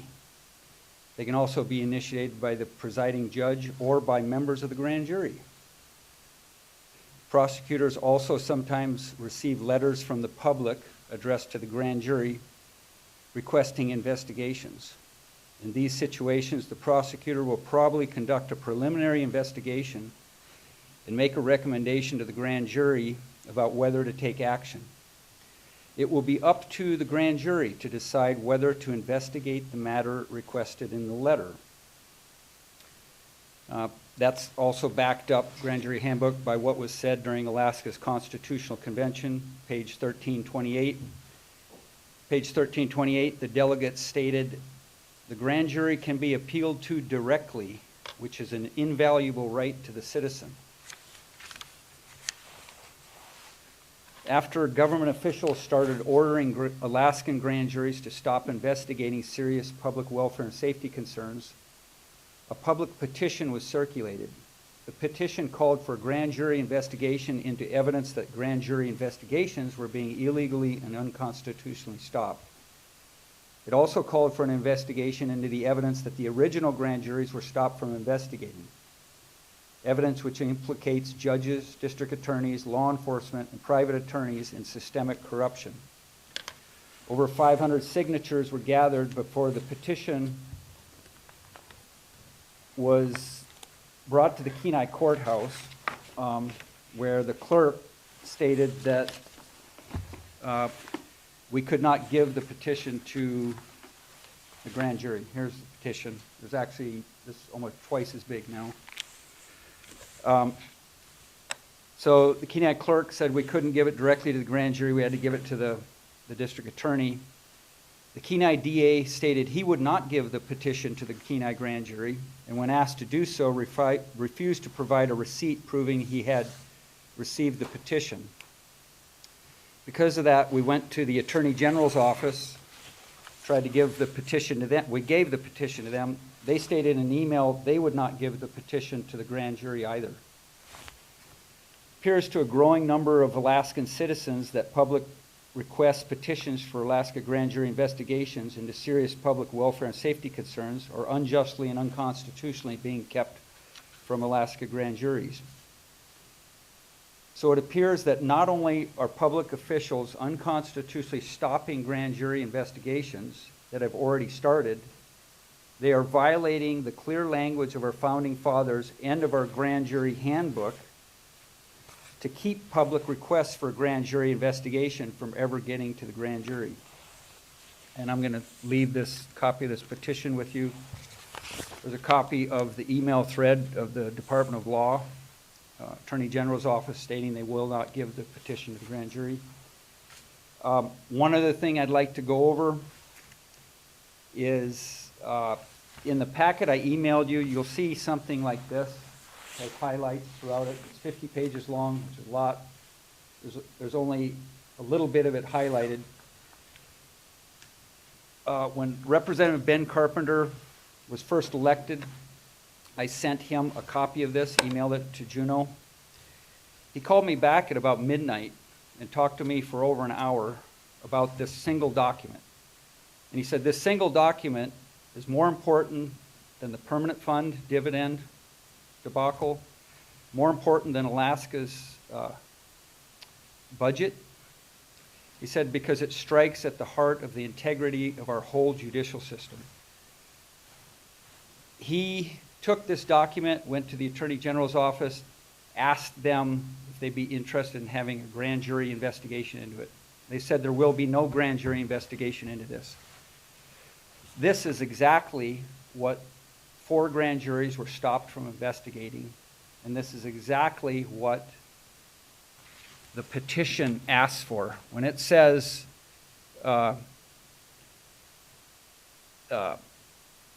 disclosing numerous judges and judge investigator Marla Greenstein. This is the stuff against Marla Greenstein.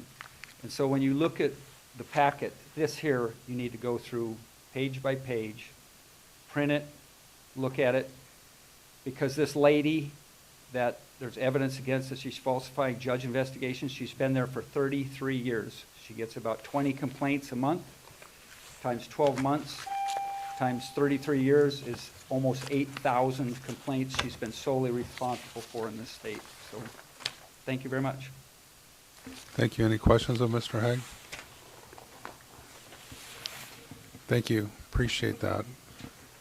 Is there anybody else from the general public that would like to address the council at this time?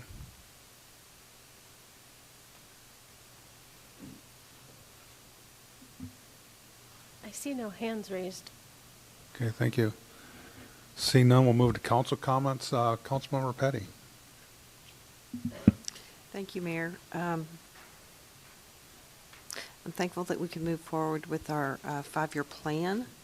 I appreciate all the work that went into it and look forward to the growth and amenities that will come our way because of our long-term and long-sightedness for our community. Remember that our art thing is coming up first Thursday. And also, don't forget the pie auction down at the Senior Center. Regrettably, I won't be able to attend, but I know it'll be a great function. Don't miss out. Thank you. Thank you. Councilmember Sonert. I would like to wish everybody a happy spring. It is around the corner. Of course, springtime in Alaska does not mean the absence of snow. So it is springtime, and things are already blooming. And I'm looking forward to attending the Senior Center next Friday on the 25th. And I haven't yet decided what to bake and what to bring yet. My decision is between my grandmother's 3-layer carrot cake or a throwback to my South Florida heritage, an authentic key lime pie. So, decisions. I might be able to help you out there. Do you mind? I'm just throwing this out there. Sure. Because I'm gonna do a key lime. I'm not gonna do a key. I'm gonna provide a key lime pie from Charlotte. So it's just because people. I had a slice of that today. Okay. Was it worth it? I'm on record, aren't I? Yes. Yeah. Okay. It was very delicious. Okay. It does not meet my criteria of being authentic. But I think Missy. But when I was leaving, the only reason I bring this up, Kathy Romaine said that Missy was going to do a key lime pie too. So okay. just something to consider. Okay. So thank you. You're welcome. Thank you for that. Vice Mayor Glendenning. Thank you, Mayor Gabriel. I just want to thank City Manager Ostrander for clarification and a path forward on this dog park issue. I think it's a subject that has a high profile and lots of interest in the community, and I'm sure it'll be administered appropriately, and it will be a true public-private partnership. And I'm very, very, very optimistic for that. I too am looking forward to this March fundraiser. And so if you're getting, I'm not going to play Can You Top This with Charlotte's Pies, but you said you're getting a key lime? And a black two of bottom, them. yeah. Two. Oh my God! I'm gonna have to get a wedding cake or something. I don't know. Anyway, we'll play Can You Top This, and then also soon it's St. Paddy's Day, and of course everybody's Irish on that day. So make sure you wear your green stuff. Thanks. Thank you. Yeah, I had to make up for last year. Councilmember Winger. Thank you, Mayor Gabriel. I would like to wish everybody a happy St. Patrick's Day. Enjoy your feast of corned beef and cabbage. There are a lot of places within the community. If you don't have a meal for your St. Patty's Day and you want that traditional, there are definitely many places in the community that are offering a St. Patrick's Day meal. And I too am looking forward to the Senior March for Meals. I was on the radio. I called in yesterday and spoke with Dwayne. There's been a lot of little chitter-chattering about what type of pies that can be expected. I too do not have my pie figured out. I got a pie pan, and that's as far as I've made it. I plan on baking a pie. I've done a fried ice cream pie in the past. That was popular with our fire department. But I do plan on making little mason jar pies. If you haven't seen them, they do the individual slices as well. So if you can't bid on a pie, you can still buy an individual slice. And the little half-pint wide-mouth jars, you can actually make pies in those. So I had a couple of different recipes. I was looking at doing a mason jar pies, a lemon meringue, or banana cream, or blueberry. So just in the little mason jars, so that way it's affordable for people. But I have not dialed in my main dessert. I do have my auction basket ready, and I'll be dropping that off. I know they are looking for auction items if anybody is interested in providing an auction item. Thank you, everybody, for entertaining my son and buying donuts tonight. It definitely supports a great cause, and it helps, you know, he was here to help another kid get to camp. So gracious that you all supported that and helping him help a fellow student. The other thing I have is our kids are wrestling with the Soldotna Whalers Club. The Kenai Club was dismantled for our second year in a row. We did not have a facility, so we were not able to go forth with the Kenai Cavemen Club. And the Soldotna Whalers had the first tournament of the season hosted out at Skyview. It was a great success. And all their leftovers from their hospitality rooms and many of their other leftovers filled my entire Explorer. And we dropped the majority of it off at Central Emergency Services in Soldotna, and then they requested that the remaining get donated to the Kenai Fire Department. And those men were very excited to get a crate full of produce and veggies.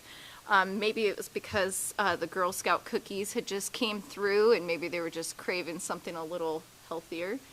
But I just wanted to give some appreciation to our club for trying to support within our community. And, you know, as I've said, I'll be really busy in the month of April going into May with the wrestling season. I am going to be gone every Friday, Saturday, going forth with a sporadic day in between. So just wanted to put that out there. Thank you. Thank you. Councilmember Bazin. Thank you, Mayor. I got a text. I don't know if our student rep is online or not, but I'll give just some information of some great happenings at the Kenai High School. The girls and boys cross-country ski teams both took first at state. Our Kenai boys basketball team took third in regions. We've got Kenai Central High School cheer coach Brianna Force was named Coach of the Year. And our girls basketball team is headed to the state. They finished second at regionals, and we wish them well. I think we've got some great athletes to watch and cheer for. Very good. Thank you. Councilmember Naxton. Have a nice evening. Very good. And just a reminder, before we leave, make sure we sign all of our legislation here this evening. So, and with that, seeing no other business before this body, we are adjourned.